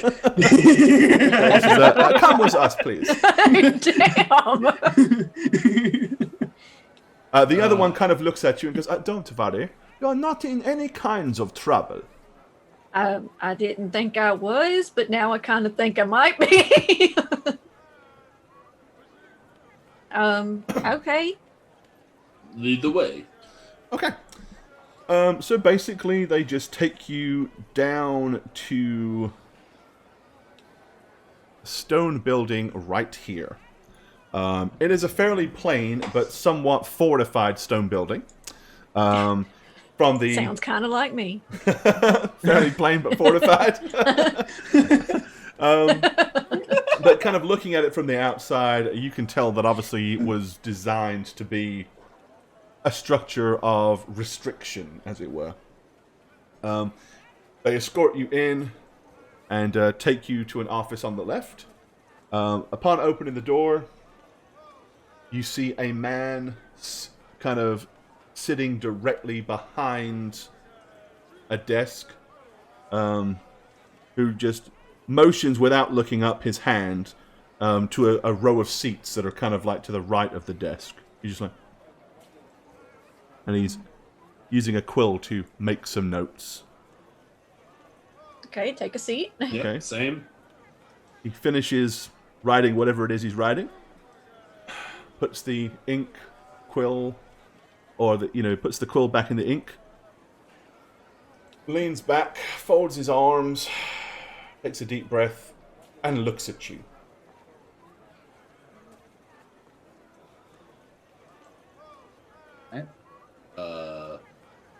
Yes. Thank you for coming. You're welcome. My name is Ulrich Schutzmann. I am the commander of the City Watch, and in the Graf's absence, in charge of city security. Now, I hear that you encountered some beastmen on your way here, yes? I'd like to know where they were, and get an idea of their numbers. Oh, it wasn't really on the way here. We came here because they came where we were. There were And where was this? Where you were? Where was it that you were and Check the all these beastmen were? notes. I didn't want to say anything, but I keep forgetting where I'm from. Utengard. Yes, Utengard. Ertengard. is most likely overrun entirely. So they are with to the beastmen. southeast. So Yes. so you saw them. They entered Utengard. This is how you know that that's where they were. Yes. I I wouldn't use the was- word entered. I would say they more like Took. surrounded and infiltrated. Yes, while we were there, a few did attack, and we fended them off. The trouble is more that there was a They large mass, yeah. So how many it's of that these there were more beastmen than did you see? about 200 strong. They 200. They were- 200. yeah. They were an it was- organized regiment. There was no hope of survival, so we fled. And which direction did they come from? Which direction did they come from when they came across Utengard? I'm gonna guess probably southwest based on how I looked at the map earlier, but that's out It of was memory, and I southwest. didn't- You're right. Yes, they that's came, right. They came from the southwest. So, yes, they were organized in the southwest. So approaching if they will northward. continue to come in the west, let's see. This would put them closer. I see. Is there any pertinent information you can remember about these beastmen? Something that might give us indication of if we can possibly expect them to turn north and come here to Middenheim. The general consensus was that their favorite color was yellow, and that Cowards! I would have to. I guess could we see how I did when when they scouted, or I don't know. Yeah, I don't know how to answer his Yeah, I mean, question. there's really probably nothing that unremarkable or noticeable about the Beastmen. It was just, I mean, there was a lot of them, and they were traveling towards Utengard, so you didn't really hang around to kind of. Yeah, You basically did a quick numerical scan to get an idea of numbers, and hightailed it to Utengard and reported to Captain Gerhard to let him know. I yeeted myself easterly. Yeeted. There is a theory I had. The theory, okay. We What is this city? delivered a valuable package to the Temple of Sigmar. Well, what was this? Maybe the Beastmen wanted it. You think they wanted that wall rug or whatever it was? Icon, I think, is The artifact, yes. I see. Well, why else would they come to I mean- that town? Your hometown. This is Are you saying circumstantial that we speculation. didn't have a reason for them to come after? I mean, we were a prosperous farming town. Maybe they were hungry. That sounds more likely to me. They were an organized and large group, but it looked more like a gathering of what remnants might have been around, I would assume. Maybe they were running from something. Yeah, they were running from peace into war. Yeah. Well, I mean, we didn't really fight back that hard to call it a war. Well. We where kind have of just you let them been have for the it. past? Wait, when were you born? Yesterday. In Elvish terms. The young one. You're asking me how old I am? So when No, were he you- was talking about me. Not you. But your theory is How many very. summers have you endured? How many summers have you endured? That's a good question. 100. 100 summers, you might say. No. I mean, that is to say, we don't know how he got it or how long he had it. So I don't see why the Beastmen would have it or want it rather, and or why they would want it in the first place. As I said, this was just a theory of mine. Speculation. To account for their movements and the fact that your priest of Sigmar in a no-name town that's not even on most maps had such a valuable artifact. You gotta be so hurtful. Utengard was. Have you looked at the map? I don't need a map. Bertilda, I do not mean to be mean, but it was not listed on the map. Well, maybe your map is old. It's a universal map. We all have access to it. Canonically, everyone in Utengard calls it Urtengard. Canonically, that's just their dialect. Utengard. It's not a good Hurdy-gurdy.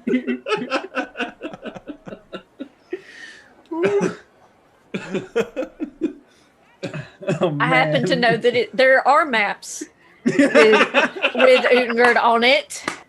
Maybe I've drawn in 60% of myself. Urtengardens can't find Urtengard on a map because they don't have maps. Never mind. Okay. The watch commander just like smiles at you and he says, "You have been the most helpful. You are free to go." Have we though? Hey, you told him there's potentially 200 beastmen that might be coming this way. That's all he's really trying to do is assess the danger to the city. So he doesn't particularly care about what their latest hairstyles were, what fashions they were wearing, none of that stuff. How many horns they had. Well, I mean, your city's a lot bigger than ours was, so I think you'll be okay. On the way up, did we pass through several towns? Did we warn them about? I assume we warned them. Actually, you guys avoided every town because Okay, that seems like a reasonable thing to do. yeah, when you you're didn't want to traveling leave a trail that would take them to find other towns. So y'all, that's one of the reasons that they had you kind of like leading them through the Okay, woods and the back paths. So Right. yep.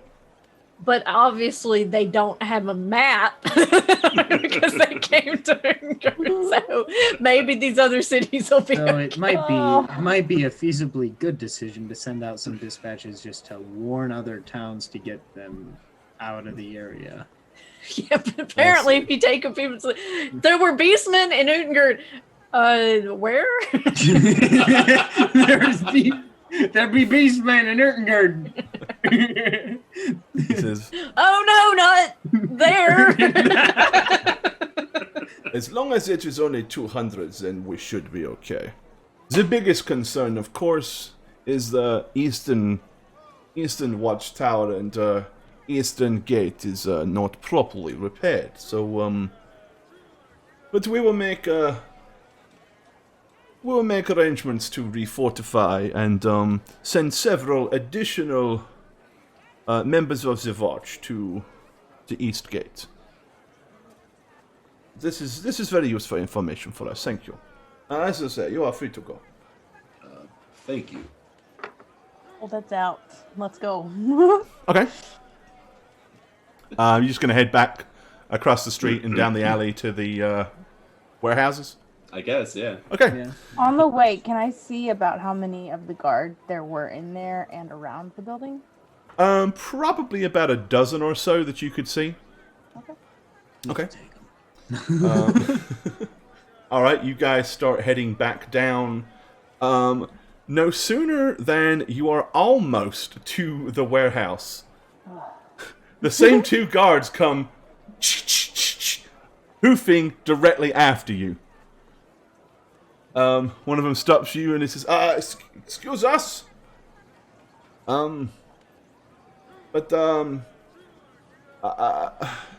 Begging your pardon, but Herr Schutzmann says you must return at once. So sorry for inconvenience, but you must return at once to Herr Schutzmann, if you please. We don't know anything more about the Beastmen. I do not know that this is what he wishes to speak to you about, but he did say that we must face you urgently. All right, let's go back to Air Shoesman. Air shoesman. Okay. Right, they get you back. He gets you back to the watch. They kind of walk behind you the entire way. When you get there, you notice that all of the watch are kind of lined up outside. Six, or that were there before. 6 on one side, 6 on the other. Very regimentally, like either side of the door. Sounds like they want to kill us. We didn't do nothing. Also, this But is we not know a things. back alley. They would probably execute us somewhere around. Oh, maybe, Back. but they're That's also confident. but they're also wearing badges. You know, they can. Okay. Well, we have our amulets of Sigmar. Ambulance of Sigmar. We really need our ambulance. Yeah, you may need Like it. 5 minutes here. Okay. I don't know. All right. Yep. Once you get there, as I said, you can see them lined up. As soon as you get to the door, anybody that is kind of particularly wary, that's kind of any of you that have said you're a little wary or cautious about this, give me a perception roll. I'm trained. Perception hype. Oh. That's not quite. No. Oh. That push through Matthew button. Why Bain, is it not at all. rolling? Why didn't it roll? Don't know, but it hasn't rolled yet.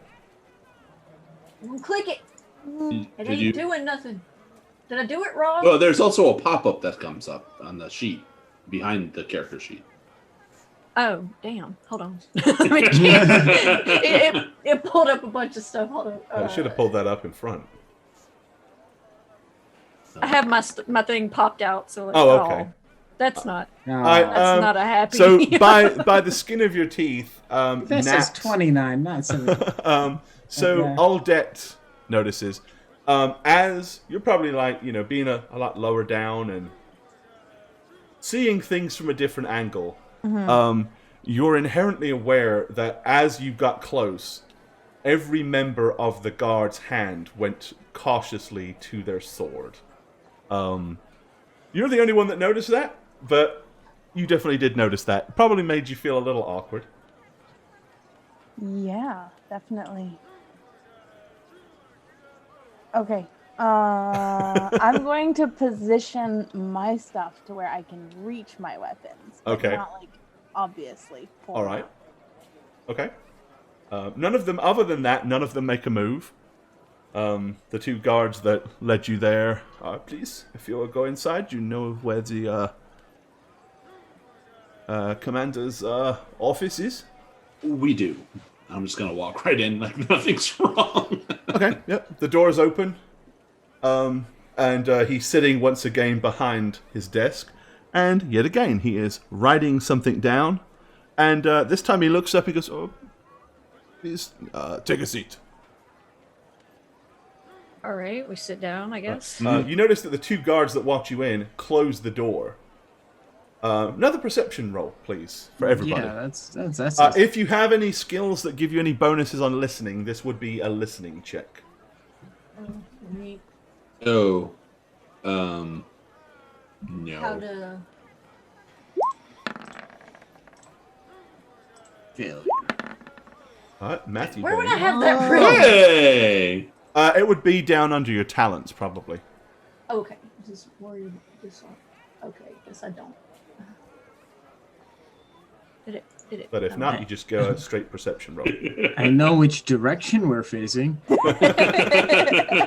Jeebus! Nice. All right. Did everybody that wanted to make a perception roll make one? Matthew Bain got it. We all did. And Except, okay, so Matthew Bain. The one thing you notice with your keen hearing, you did not hear heavy, clogged boots walk away from the door. Meaning that the guards themselves that close the door are still directly outside. Probably making you feel a little nervous. Yeah, I'm gonna shift in my chair awkwardly next to Bertilda and At Odette. this point, you notice that the captain, the good captain, Herr Schutzmann, reaches down by the table, picks up a loaded heavy crossbow and lays it within left-hand reach on the table. Which one is it? The crossbow. Who's it pointing at So specifically? you guys are all sitting on the right, and it's kind of pointing angularly to the left. So it's there. Clearly, it was some kind of gesture, but it's not pointing at you. Okay, good. Okay. He also pushes himself away from the desk in his chair and stands up. At this point, he comes around and sits next to the crossbow on the edge of the desk. Looking at you very kind of dubiously, Ulrich Schutzmann says, "You said earlier today, you took an object to the Temple of Sigma and gave it to Father Morton, is this right?" Yes. Yes, we did. He picks up a piece of paper off the desk. "According to this note, Father Morton was found dead less than 2 hours ago, with signs he of was- foul play. He was found dead. What now? The object in question apparently is missing, and it appears that you was the last people to see him alive. I'm What was afraid the I'll name have of to that ask you young- for your weapons and keep you here while we investigate and it comes to a No, conclusion." No, we weren't the last people to see him alive. When we left, he how many had other summers is that priests gonna with be? him. How many what? How many summers is that going to take before you eventually all just pass away? Just a and day or give two. us- Perhaps only one. No, that's not necessary. You see, it took us about a little bit longer than that just to get back here, and then you talked to us, and that took another hour, back and forth. So there's no way we could have done it. It was all within the same day. We have an From alibi. what I was told, is after he escorted you out, he returned directly to his room and never left, And but was found dead. we were looking at scantily clad ladies who could do amazing acrobatic dance moves. I'm gonna turn and look at Oh him my when he God. says, The look at nature Matthew. of his death, however, was very suspicious. It was as if perhaps he had been poisoned. Seeing as you're the only ones left with him that was not accounted for, apparently a young priest said that you spent a good number of minutes alone, locked behind closed doors with him. Yes, time over sir. which We gave him the artifact. Did you perhaps give him something else? Something to drink? Eat? No, Perhaps he you offered somehow us something to poisoned drink him? and eat, but we didn't take nothing because we had hand pies before we went inside. So you expect me to believe that 4 strangers from outside of the city spend quiet alone time with a priest, Father Morton, and then mysteriously he is found dead in the very room that you were spending time with him in? I expect you to believe it, There was one witness. but he locked him outside. Was this Father Damien? Yes. Yes, Is he that is the the one young that one? sent the note. Well, And he's a did you liar. did you cross-reference him and see Wait. everything Well, he's as been I doing? said, we will conduct a proper investigation I- and would just ask you to provide me your weapons and remain here just while we conduct a simple, thorough investigation. And when we prove that you are innocent, you will be free to go. Hey, but where are last you time I putting did Father this. Damien during all this? Because Father he... Damien is currently at the Church of Sigma, but if we find that there is suspicion on Father Damien, we'll bring him here as well. There's more suspicion on Father Damien than there is on us because Father Damien he's is a priest of Sigma. I don't care would if not he's the do Queen of such a thing. England.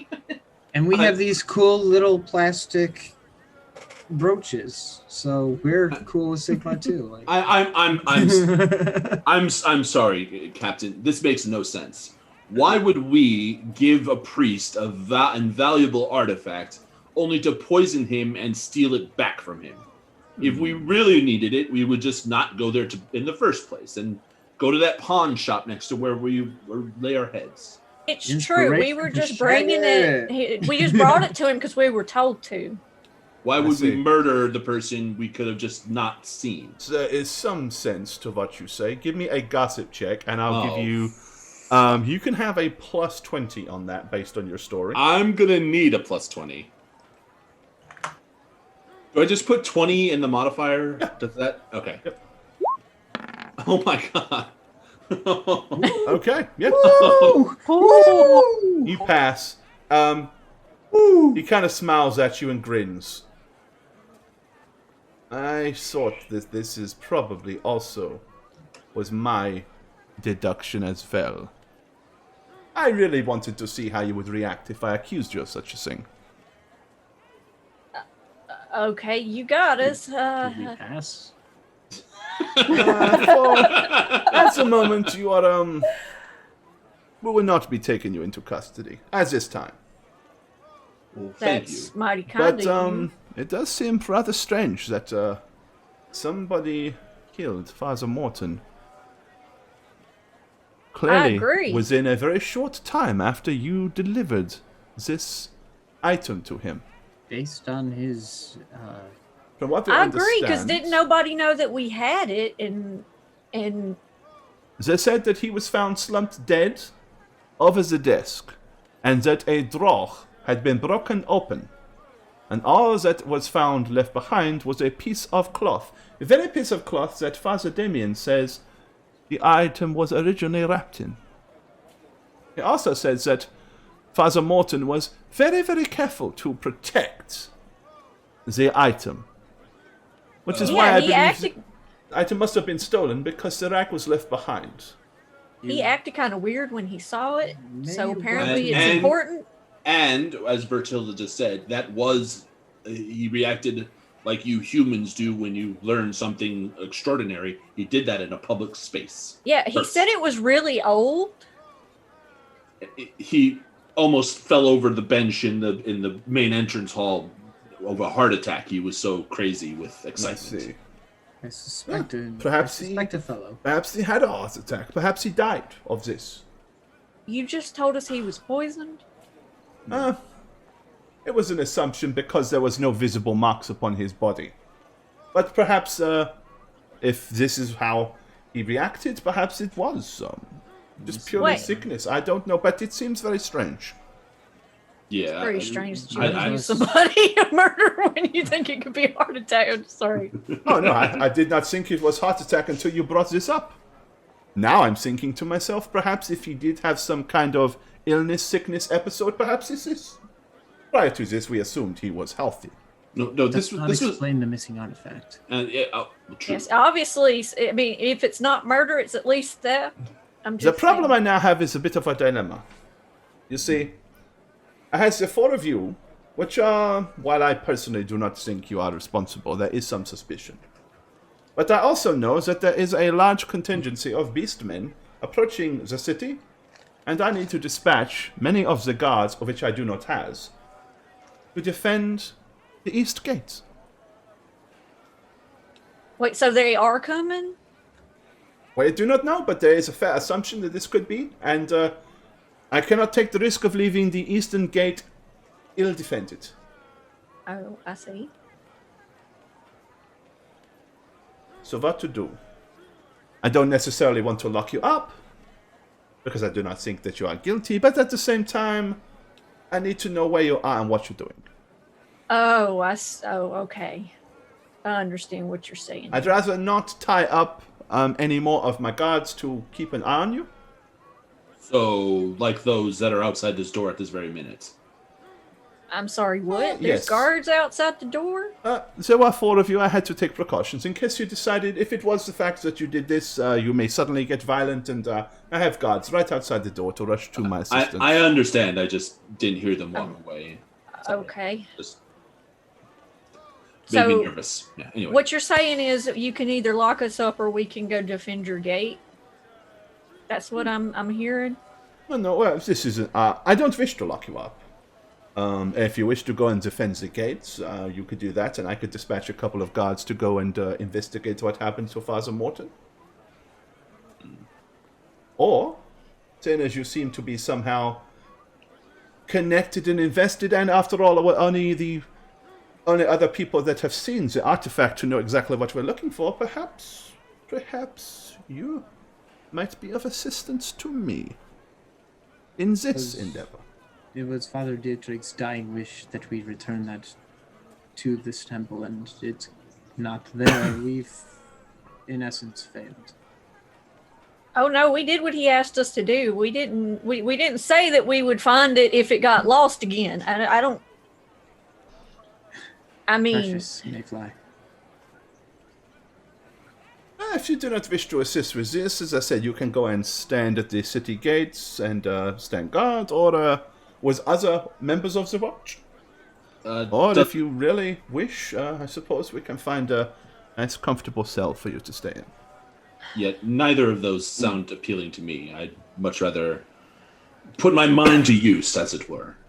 Fine. do you do somebody a favor and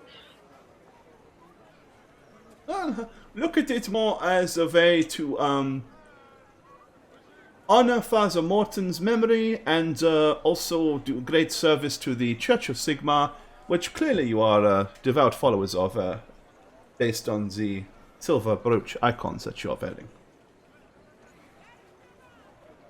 okay, at this point I'm gonna realize that I'm not wearing it, so apparently everybody else is, and I'm just gonna No, he kind was of. specifically pointing. I'm the only he was one specifically else. pointing at Cadorel when Oh, he said, Yeah, it. 'cause Cadorel I'm is not wearing wearing it. mine. None of us are wearing it. Cadorel's got his proudly being displayed. So that's kind of where he's, in Got his my McDonald's mind, name at tag. least one of you is a devout Sigmarite, so that's why he's thinking you're probably going to be invested in this. Little does he know. We got it from a Cracker Jack box. He stole it from a dead priest. Oh! I've had the artifact the whole time. It's with the horse. He says, so, what would you like to do? Of course, if you are going to work for me, it must be official. There's one person I might suspect. This is Just good. one. Just one. He supposedly makes his money from what was it, the red room, I don't know. It was the red moon. Ah, Red Red Moon. Moon, yes. Yes, he advertises at a personal level, marketing, I see. by attracting people to the venture through conversation.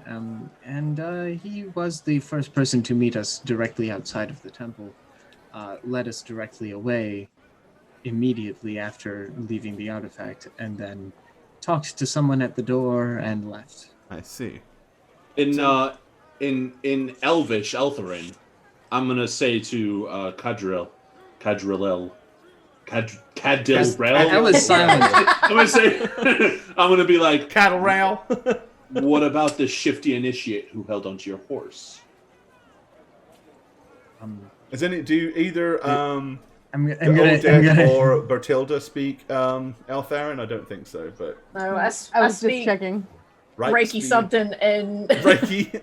No, I speak read it. that spell stuff. yeah, I speak Reiki spell and Eltharin, I'm just gonna battle tongue or whatever. Battle tongue, yeah, in which is Eltharin, basically in military Eltharin, I'm just gonna lingo. respond with it. I'm just gonna say, well, you see, he held my horse. Have you heard of the bro code? Have you heard of the Have you heard of the bro code? The Elvish bro code. Shifty as he exchanged pine was, cones. he wasn't. If he wanted to maximize his profits for the day, he would have stolen my horse. Fair enough. And then I'm just gonna say nothing else. You see, it sounds like you already has a possible suspect. So, you wish to help us, yes? By any means, which we can clear out. Good, good. In which he reaches over on the right-hand side and picks up 4 pieces of paper and hands them across in a pile to which one of you is closest. I'll reach over and grab them and distribute them. Okay. Without looking at them. All right. Okay. Basically, each one of them looks like this. Okay. It is an official writ that says, City Watch of Middenheim, to all burghers and others of the city of Middenheim, be it known that the bearer of this document are acting upon the business of the City Watch specifically. In the case of murder of Father Morton, priest of the Temple of Sigmar. They are to be regarded as having the authority of the City Watch and accordingly to be shown every courtesy and rendered every assistance in the forbearance of their task, given by mine hand this 22nd day of the 5th month in the 2522nd year of the Empire, Ulrich Schultzmann, Watch Commander, all hail the White Wolf. This makes it official. And the very fact that he already had them written out and ready to go implies clearly that, yeah, he didn't actually plan on locking you up at all. He says, we have not investigated the actual murder or scene of the crime yet. We in fact told them to lock the door and nobody should be allowed in until the members of the City Watch arrived. So I recommend perhaps you go first to the temple and investigate the exact circumstances of the good father's death. And after that to go about whatever business you will to find and bring the perpetrator to justice. I Be wasn't glad you expecting found to do the this people. today. Yeah, be glad you found someone capable. Lucky you. We hope you are capable. Yes, indeed. Okay, with that, the imposing man, as I said, he's in about his 50s, about 6'2", fairly well built, got kind of like close-cropped grey hair, dark blue eyes, and he has a scar that kind of runs from the top of his hairline across, just missing his left eye and down to his cheek. He kind of like gets a little closer and a little bit more personal as he leans in, clasping his fingers together. and kind of leans in off the edge of the table towards you, and he says,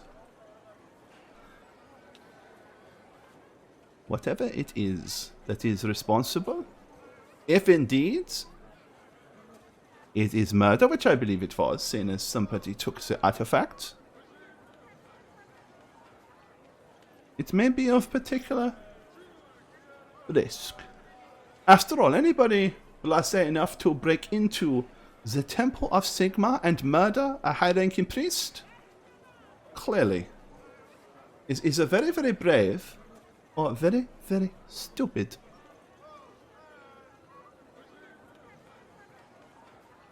Please, as you find information, you will report back to me, yes? Okay. Very well. These official documentation should assist you, should anybody give you a hard time. We will find the people responsible, or person, Or persons? or persons, people. That's just Or people. creatures? Oh, Jesus. Can we move on? Or spooks? Or specters? Yes. Just- Very well. As I said, keep me informed of your investigation. Oh, and one final thing. Please do not leave the city. At least not without letting me know first. You got it. Yeah, I'm gonna get up and look at everyone and be like, shall we? Oh, okay. I Okay. was actually hoping to sit in this room for longer. Right. Well, once you leave the door, it almost bumps into the two guards that were standing outside. When you walk Hello? out there, they're actually standing there with weapons drawn. Don't worry, we didn't kill anyone. And, they look immediately past you, getting almost defensive, and then they look past you and they see Commander Schitzman. He's like, just waves them off, and they're like, shh. Gonna hold up my document and be like, make way, city guard. Remember the watch! Remember the watch, get the way! Okay, they kind of look somewhat puzzled as you do that, and then they look at him like, and he's like, Alright, okay, what do you want to do? I think I'm going back to plan A with just going to bed with like Yeah, the it's people pretty we came late, here with, right? like, you know, like yeah. Or do they expect us to go start investigating now? I mean, it has been a long day, and It it has. is. He's not moving. He didn't It is like- specifically say. They have the room locked. I mean, it's obviously a secure room. Nobody's gonna Obviously, no one could get in there and murder a priest. I mean, yeah. So it's like 7 or 8 at night, right? It's more like, it's later than that. Oh yeah, let's go to sleep. Yeah, we wouldn't be We'll get there up early in the until, like, morning and go. the sun's coming in up. Warhammer, do elves need to sleep? Ever? No, they do. They sleep. Okay. They So- just chug lots of caffeine and they're fine. They don't sleep, they have stamina bars. All right, yeah. So I guess we're just gonna go back to our. Okay, so you all want to Gods. basically get a good night's rest and then... Investigate bright and early in the morning. Okay. Up with the sun. My grandpappy always said. All right. Okay, so you guys are going to head back to the temple. Being that it is... How early is bright and early? Like sunup or just morning? Whenever the chickens start to crow. Is there some of those nearby? You know when Whenever the the birds street start urchins singing start to at, get like, beaten. You know when the birds I- start singing at like 4 a.m. and then you're like, okay, 2 more hours. Yeah, that sort of time. I Gotcha. think we'd go before the city really picks up, right? Like Yeah. it was still kind of early morning, so Right, not. so many you people want to are be wandering. at the temple before the streets are bustling and everybody's about. Yeah. Yeah, maybe it won't take us 3 hours to get down the street this time. Right. I mean, it's a long way. And on foot, that's about how long it takes to get from one end of the city to the other. So, Can you change the map scale again? So we can we change We the map haven't scale measured in to hours. 5 feet. You take a couple of steps, we change it back. Done. That's how it works. Okay. You have the power cord. GM power. All right, so once you get back to the church. They are just now opening up the doors. All right. I have a hand pie in hand, eating it slowly. Yeah. We Hand went and pies for woke the lady breakfast. up. We were like, "Hey, can we get an apple ham pie, please?" No, Okay. no, don't let the kid in the dirty. No, you can stay. Don't get up.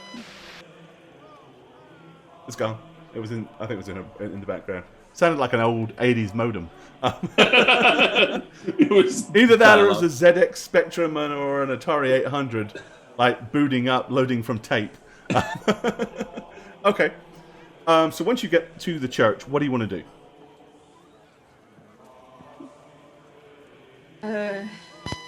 No. We need to talk to Father Damien. Now, you got some feedback going on that mic. My bad. I don't know how to fix it. That'll do it. It did I too. just hit it. It did. That fixed it. I guess we would talk to Father Damien, right? He seemed to be. Well, to get the door open at the very least, right? Okay. Yeah, so you can ask for Father Damien. He comes up, looks rather surprised. He says, "Oh, that's you're not hurt. Did you hear about the terrible tragedy?" Yeah, we did. Did you kill him? Of course not. I was the one that told the watch. I found him, Can slumped you over his desk. just open the door so we can investigate them? No, I cannot. We're waiting for the watch to arrive. Yeah, They that's said us. that nobody should answer the... No, not the watch. Yeah, we are, and I'm gonna take out the paper. See Yes. that says Oh, scheiße. that I'm part okay. of the watch. Then steps this Got it way, last I night. suppose. As he goes, I'm gonna turn to everybody and be like, who's very good at investigating crime scenes? Which one of you went to CSI school? I spend most of my days reading. I'm just Anyone gonna have say sp- Damien reported that's sus. It could be a self-report. Oh, But me. Okay. So he. We don't know. He might have been pretending to do his tasks, and instead Mhm. Right, he takes you to the room, which is the same room that you was led to before. He opens the door. He says, "Nobody has been inside since I found him yesterday evening. He did not come out for supper. I wondered what would happen. Thought perhaps he fell asleep. I knocked on the door. He did not answer. I opened the door, and there he was. What Kaput happened after on the we left? table. After you left, he went straight to the room and said he must not be disturbed. did he drink or eat? Did he drink or eat? Not the. He did not all day. He did not leave the room at all. He starved to Is death. it Ramadan? And what time did you discover the body? It was early evening, I suppose, shortly after sundown. So when Charlene got on shift at the cabaret bar. Oh. Sorry. This well, So about how long after we left was this? he went straight to the room as soon as you left, and was there the entire time. Never left the room. And nobody else, as far as I'm aware, went in or out. Other than myself, I believe you're the last people to speak to him. Right. So about how long after we left? Well, this is what I've said. He went straight to the room after you left, and it was early evening when I found him deceased.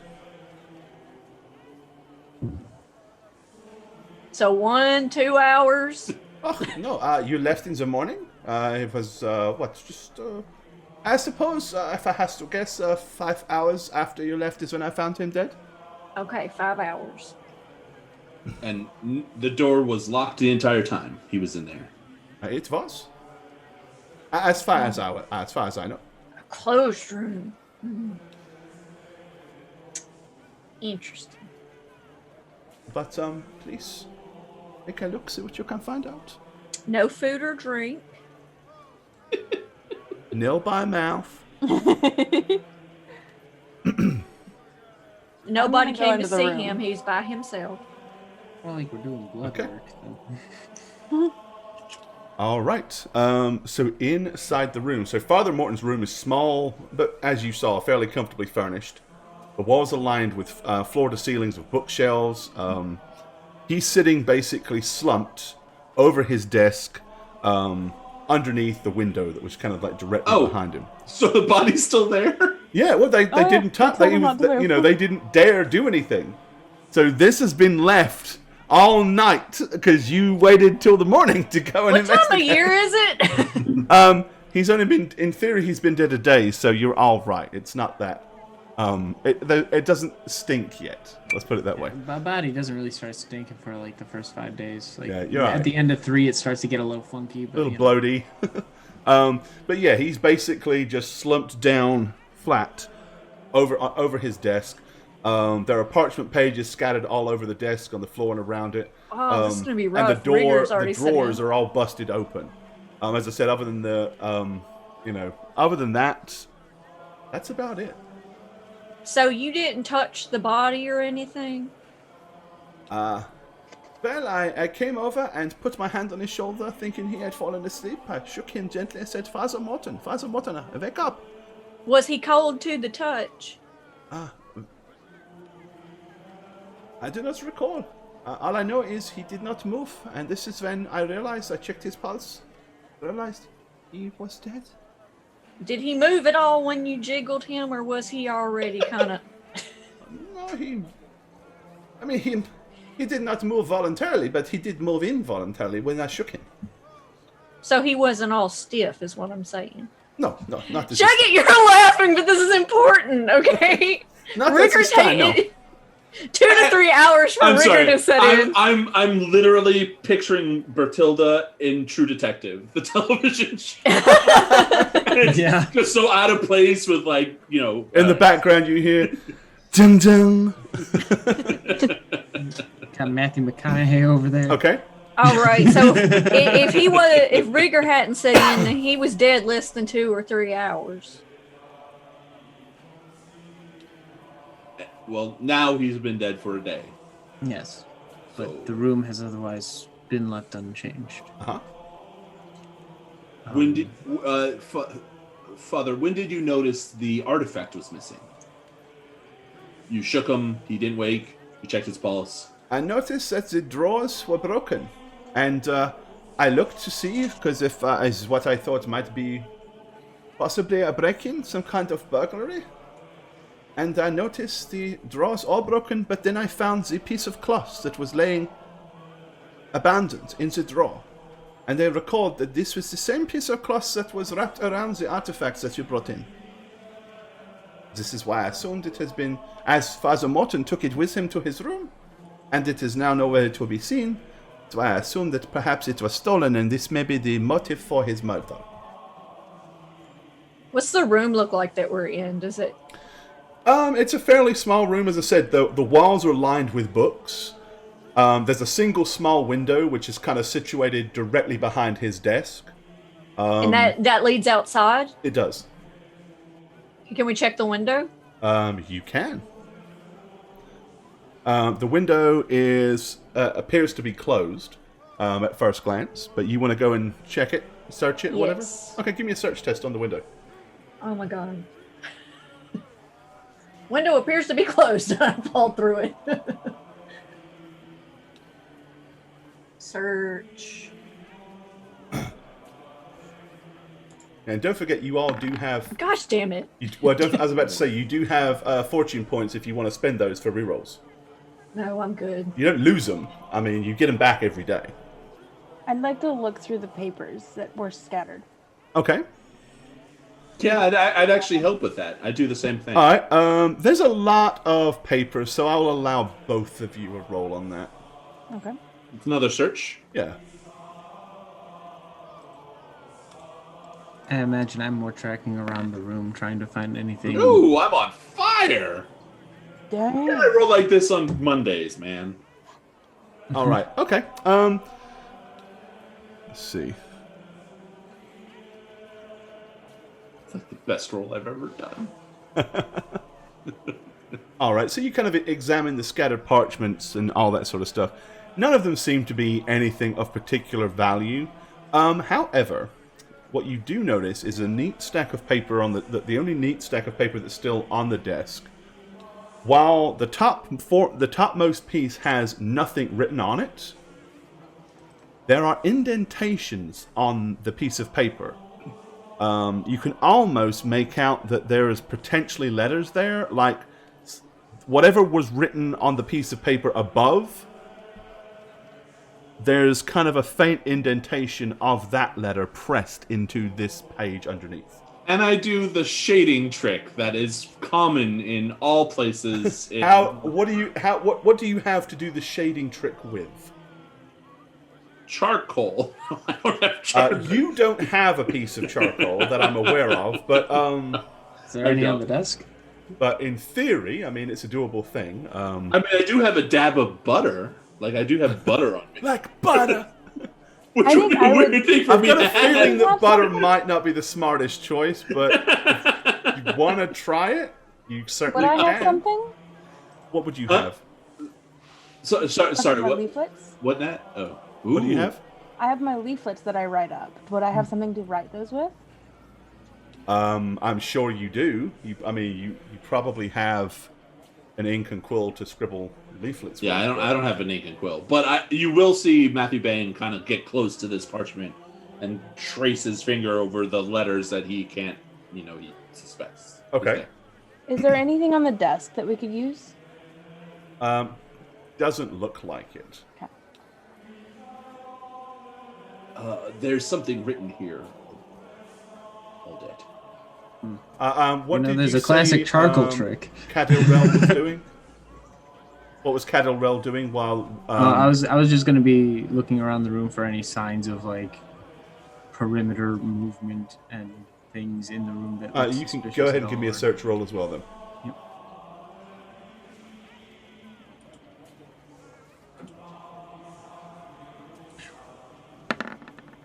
Ooh, that's a good roll. Okay. Thanks. So yeah, you're kind of glancing around the room. What you notice is directly behind the chair where he was sitting. There are some kind of scratch indentations in the floor. Probably about 2 groups of 4 of them. They're about a foot apart.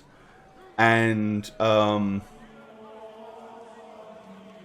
they're thin at the top, and then they kind of dig in, almost as if something gripped the floor with claws or whatever. Based on where they are, kind of glancing around, you also notice some similar like marks at the very tip of the window ledge.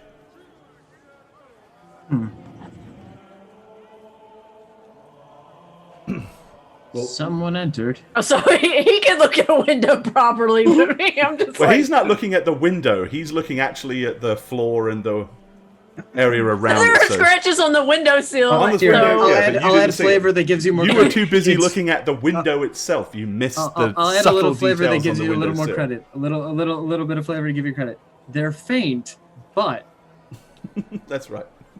Yes, there's some claw marks. Elvish eyes can see. What do you see Well. with your elven eyes? They're coming from the southwest. Coming from the south. They're taking moving- the hobbits to They're taking the hobbits to what Wolf is it? Riders! Isengard. Yurtengard. Taking the hobbits to Yurtengard. Utengard. Oh. So I'm going to say that and then show the pamphlet to Cadriel and be like, see, Okay. there's something written here. And again, you can, once it's pointed out, anyone can see that there are indentations, but it's too faint to be able to make out on clear vellum paper. Can I go to the door and call for Father Damien again? He's right outside the door. What? Well, don't you got pepper or something? Hey, and some butter that you can rub on that. Can we get No. some charcoal? Chocolate? Charcoal? Oh, certainly, if this is something you need. It would help with the investigation. I see. I'll be right back. Oh, I guess charcoal could work. I was just thinking if you sprinkled pepper in it, it would settle into the dents. Alright, so yeah, 10 minutes later, he comes back with a small handkerchief full of bits of charcoal that he obviously dug out of the fireplace. Thank you so much. Excellent. Bertilda, you're human.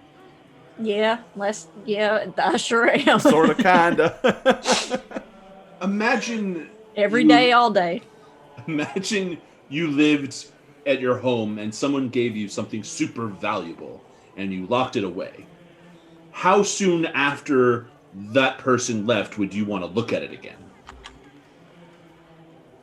Well, if it's something valuable, I'd have to think about something that's valuable to me.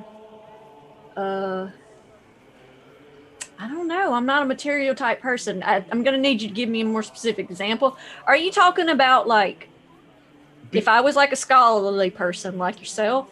Well, see, I don't get excited like this priest did with this artifact. I'm just curious.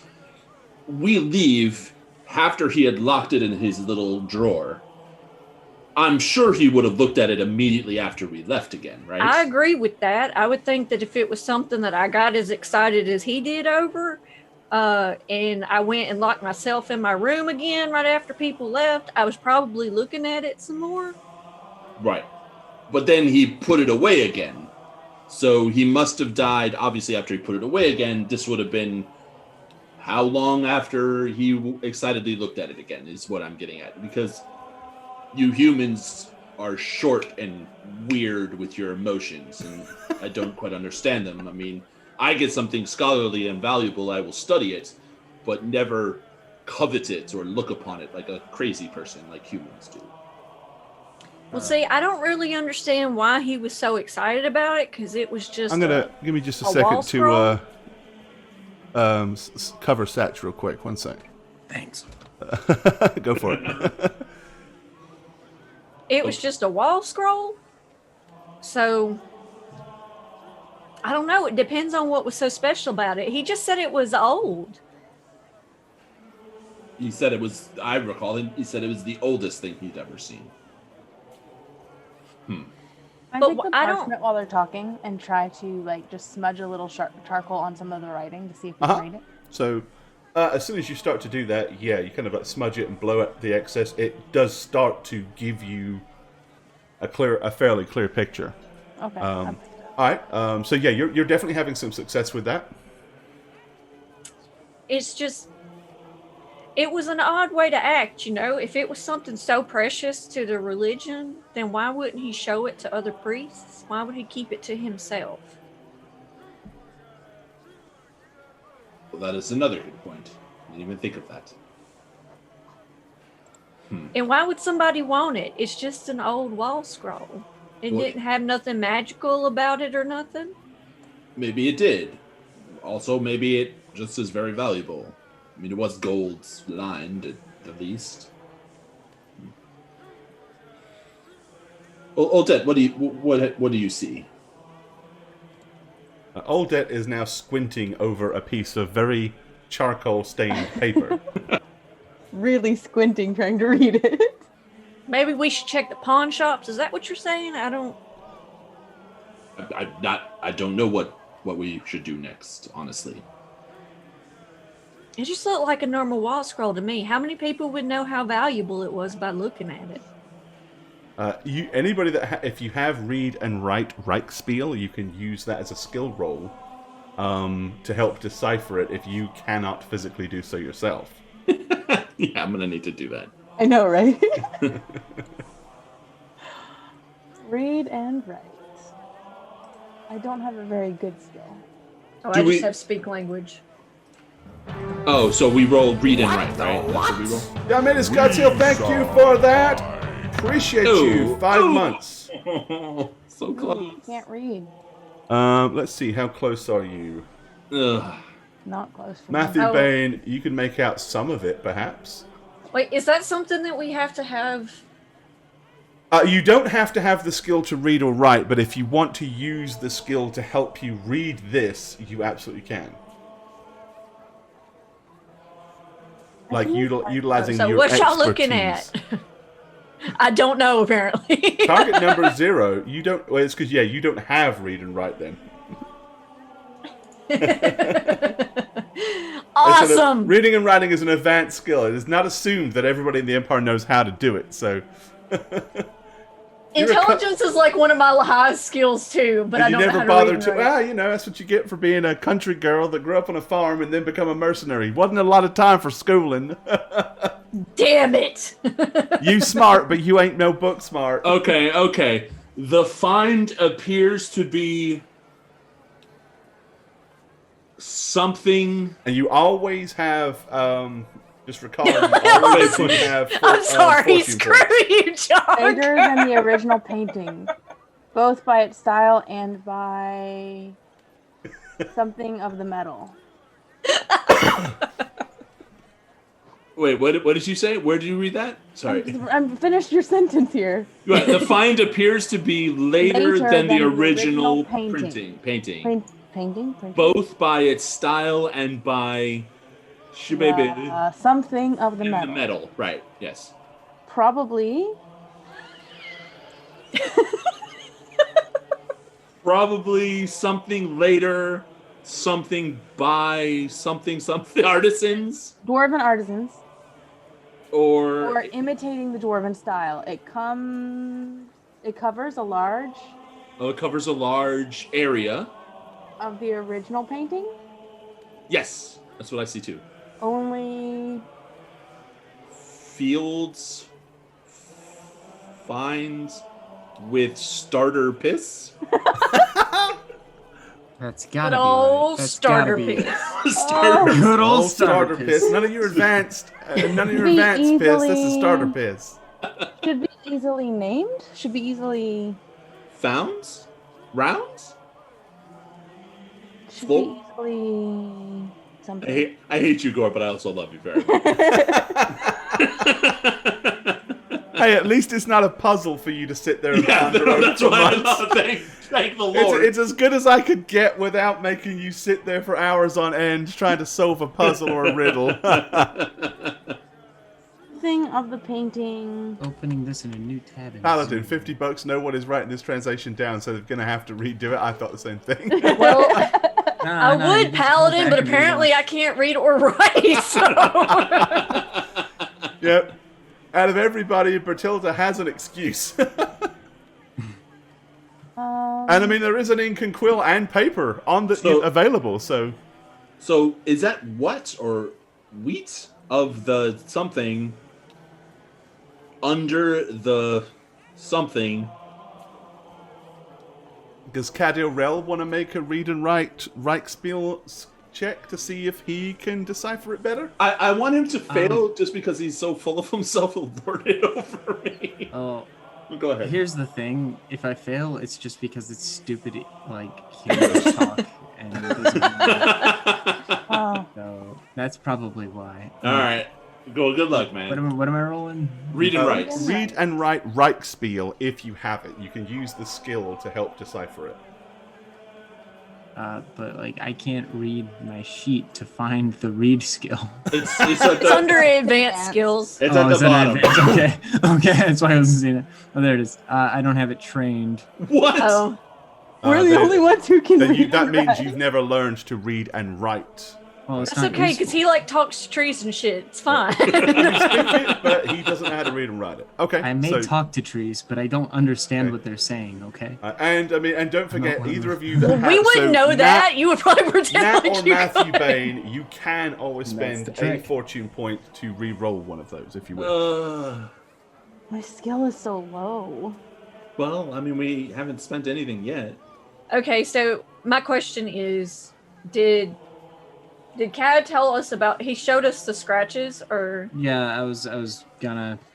okay? Can we Before I check was- the Then body? He ran out. Interrupted Cad by suddenly ran biology. out the room. You heard some flushing, and then he came back. Yeah, there was like this weird required human process. Anyways, for an elf, it was bizarre. El's metabolisms work so fast. So can we look at his body? Like, Yeah, I would like to point out. Nobody's the done that scratch yet, if you want to. picture, but- yeah, I'll pork. I'll poke the corpse. Okay. Not pork it, just poke it. Sure. Give me a. So you want to check You just want to poke the corpse? Like with your No, finger? no. I mean, I'm gonna look at him. Okay, give me a search roll. Damn it! Why do I suck at everything? Why do I even bother? Well, we do have fate points. Fortune points, yeah. Yeah, Fortune but points. do you see what my target get them number back is? every day, so, yeah. We do get them back every day, so yeah. But do you see my target number? Like Yeah. the odds It's not of me one roll. of her highest things that she's good at. I literally can't do anything if we're not hitting stuff. Okay. I will say this: if you have a heal, if anybody has the heal skill, they could use that instead. But damn heal it. is an advanced skill. I don't know if anybody has it or not. Oh. I Well, bet Father Damien has that skill. That's the thing, is I was thinking Father Damien would probably be more qualified to read this than anyone. He's probably seen the most of the handwriting.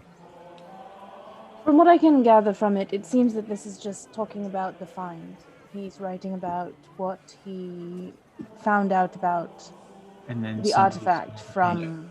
so he looked upon it for a lengthy amount of time after we left, and put he it was away to probably write a writing letter. this. How And two long sets of- would it take you to write what is written here? I mean, if you were just Well, writing that's it, I mean, what 60 seconds, 2 minutes? Wouldn't have Close. took long to scratch this down if he just sat and wrote it. Yeah, but I mean, he was obviously thinking about Yeah, so scholastically. Yeah. Like, yeah. Yeah. Okay. So he was killed closer to when he was discovered than further. This is my assumption. And it should be noted that there are 2 groups of 4 claw marks on either side of his chair behind him. So animal poisoning, an animal attack.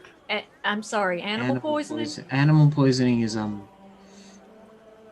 mean something was venomous and it like bit him or stung him? or he tried to eat the entire animal and it didn't sit well with him. I'm not sure. So There Yeah. are oh, I no haven't had a snack yet today.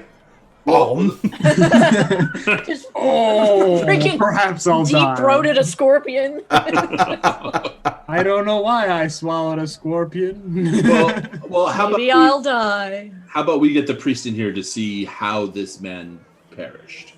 Yeah, I don't know why he wouldn't have looked at that to begin with. But yeah.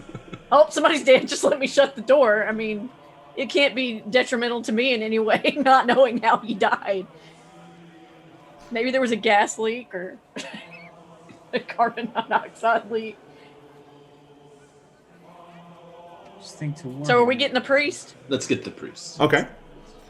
So what do you want Father Damien to do? Heal check? Alright, You just walk up to a guy and go, Can you heal him, please? Can you heal him, please? He's not being very And you see cooperative. can you figure out how he died? That's basically what I'd ask him. alrighty. Being a See priest. what killed this man. Alright, let's see what Father Damien, who is an initiate, has. He's just an initiate. He's useless. I'm an apprentice, so what do I know? Have you learned anything yet? Do we need to get one of your big brothers in here? Alright, an initiate. Does have the heal skill. So, Father Damien, he's got a 40. Wow. Jeebus. It's actually not really super impressive, but it's better than anything I have. Alright, so Father Damien, you want Father Damien to look at the body for you. Yes. Yes. Okay. And what did Father Damien get? 68. Alright, he kind of like looks Oh, at the body God. and says, I don't see any visible wounds or any Can he- signs of what killed him. Can He he doesn't roll have a any fate? holes that ain't supposed to be there, is what you're saying. Can he roll his fate point? No. He is not fated. He doesn't have fortune points. Ah, shucks. Oh, Father Damien, did he talk to you about the artifacts at all whenever He did not. He seems just so excited to get back to his room. He went straight back there and very, very, very adamantly said, I am not to be disturbed. So he did not tell you what he thought of it? He did not know. Not at all. Would you How like to learn? important would something that was really old, like the first thing ever about Well, Sigmar be? Would it be super awesome? Or If it is That a, if it is indeed something of great age, something of holy significance, it could be worth an indescribable amount of money. The notation here says that it's consistent with dwarven work of the age of Sigmar, so it could have been from his life. If it was that old, then it would probably be one of the oldest, if not the oldest, relic ever found. You Something, mentioned something like that. something of that nature would be of a unbelievable amount of value. Not Would it just have- to the Church of Sigmar, but to anybody. Would Are it any have- of like that's a question though? Are any of us actual like active worshippers of Sigmar? Don't think so. Not unless you want to be. I've always appreciated the aesthetic, but you know. Was that something that we needed to decide if somebody Any one said- of you can. I think if you on your sheet, it says religion, but I didn't know if that was like pertinent to any of us. it's pertinent if any of you want to choose to follow a religion. Yeah. I think that even though there was a shrine of it in my village, I don't think that would be. Yeah, I mean, it's more likely if you're. I mean, Ulrich is kind of battle and all that stuff, so it's probably. Yeah, more I feel likely like that she you'd would have- think he was much. Yeah. Would, If only our outrider had been a Sigmar, priest. Sigmar is kind of like, you know, from the lore, Sigmar basically was a man who rose to god status. He was, in a was way, Cuthbert. he's like St. Cuthbert on steroids. Is kind of what he On was. steroids, Jesus. How dare you insult Cuthbert? Cuthbert just never broke the law. The man will not have it. Law formed to him. That's all he ever did. He was kind of like Immanuel Kant. He never left his Yeah, law. it's like you realize how valuable the artifact was, and you got paid 25 gold pieces. I mean, they shelled out 100 gold without even thinking about it. So Father Morton clearly believed you had brought him something of significance. Obviously. Well, understand So- my thought process. I'm not concerned with the monetary value of this. I'm thinking there's a deeper meaning behind it. I mean, well, there would be. I mean, it would have a religious artifact. I mean, it would be like this would be something big if it disproved. it's like finding the Holy Grail. It's existence like of finding the somebody Turin or- Shroud. I mean, it could specifically be of that magnitude. That's kind of the feel We here. have the Ark of the Covenant, but it's been stolen. Yeah, that's kind of it. Yeah. You had it. You showed up. Said, "Look what I've got." Oh, what's that? It's the Ark of the Covenant. Here's $25. Be on your way. Oh shit! Somebody murdered the guy and stole it. Okay, so we know that Father Morton, he was the one that was in charge of like all of this type of stuff, right? So there's not going to be anybody else in the church that is as well versed as he was. Correct. In theory, yeah. I mean, he was the expert on all that sort of thing. So that's why that's why it was taken to him. And clearly, for whatever reason, he was more concerned with doing some research on it first before he really told anybody else about it, or The claw marks. Uh-huh. Can I discern at all what type of claw marks they might be you from all of my possibly tracking could. and such? Yeah, I was kind of hoping you'd be able to do that since I was I'm also fucking kinda hoping I'd be able useless. to do that. what skills do you have specifically that could lead to that? Well, I'm skilled in follow trail and navigation. Follow trail you definitely could use for this. Okay, Nice.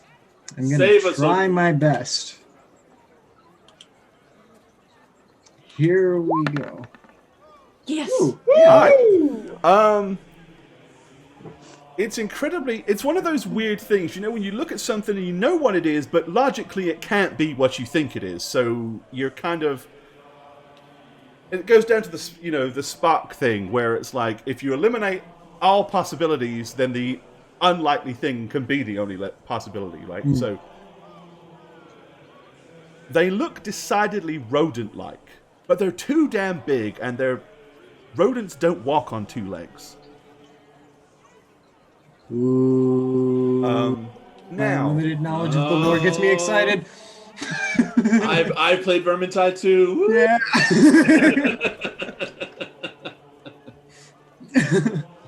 The idea of something that big and rodent-like, I do So- not like. does anybody have? I mean, anyone? I don't believe they exist. Do you have Knowledge Empire? Common Knowledge Empire. Where's that listed?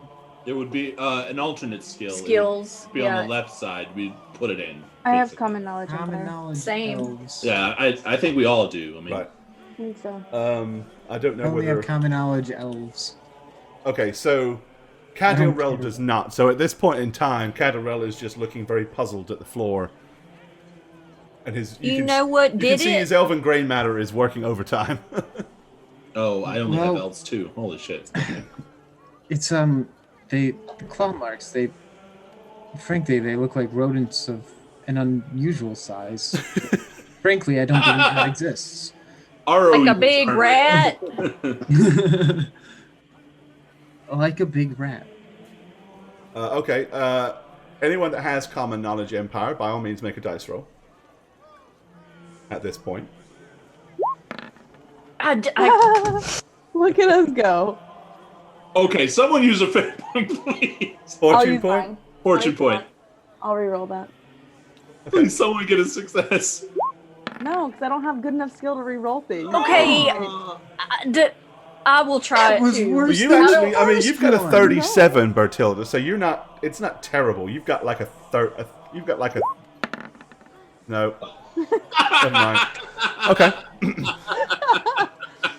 Could I possibly like roll any worse? 97? Are you serious? Yeah, you can. You could roll 99, 98, Hey, or 100. or those statistical facts that you're putting out right now. They're making me angry. Well, I mean, I rolled an 80 before that. Like, yeah. even being close would be. Would be nice, huh? I guess if I'm gonna boff it, I'd rather boff Yeah. it like bad. So I'm just gonna look up and be like, Cadorel, those things, rats don't grow that big. Right. That's why I'm saying, frankly, I don't believe it exists, but there's nothing else with that kind of footprint. So we should look for ventilation? How high I up want is to look the around. They don't Well, have he's- that. How high up is They're the human. How They high don't up is the have window? ventilation. They haven't the window's invented about 3 central foot air. off the ground. Okay. So a Can I 3-foot climb rat, through the window? and Right? they Like, shut open the the window window? behind it. The window appears to be closed, yeah. Can I try to climb up there and open it? Oh my gosh, is she that short? Is she that Yeah, short? she is. I'm like under 4 foot, yes. Yeah. Oh, would you like so- me to help you, So or I here's can the move a thing. chair over? Here's the thing. So you may glean something from this. So when she goes up to pull herself up to the window, she has to like reach up and grab hold of the window ledge and pull up. And just like instinctively, where her hands go are exactly the same place as where the other claw marks went. Oh, so maybe it's not quite that tall. Maybe it had to pull itself up. Oh, that you are exactly the size of whatever it is. You did this! But such a thing would be, I mean, you are short, Odette, but you stand out. Does that you know? Thank you for noticing. So a rat outside this window would be obvious. So once What you if get it up there, didn't look like a rat? once you until get it up was on the window inside? ledge, what do you want to do? Can I open the window? Doesn't look like the window's designed to open. Well, shit. Really? There went Doesn't our look lead. like it, no. Like it's like a piece. No, like a church. Churches have stained glass windows. They're just decorative glass. Doesn't look like it's designed to open. Can I? Oh gosh, the priest is still in here, isn't he? Can I? No, he's not. He after he gave you the charcoal. He Oh, okay, or good. he checked the body. He left. Okay. And then he's probably standing, or he may be in the room, but he's over on the other side of the room, not really paying any attention. Can I like feel the edges and try to like shake it to see if it's loose? Okay. Oh yes, it is loose. I don't want to break it, so I'm gonna try and catch it and not like make it fall, but I want to try and see if I can pull it open. There's really nothing to grab hold of to pull it. I mean, you could probably push it out. Oh. Well, we're on the first floor of this thing, aren't we? You are, yeah. I'm just gonna go around the outside, seeing all this, and Okay, so you want to help go around and push find the the window. window to be caught. You know. Yeah, not a problem. So you do that. She kind of like gently pushes on the window. So you're on the outside. Mhm. Give me a perception check. Okay. Come on, Schwartz. Oh.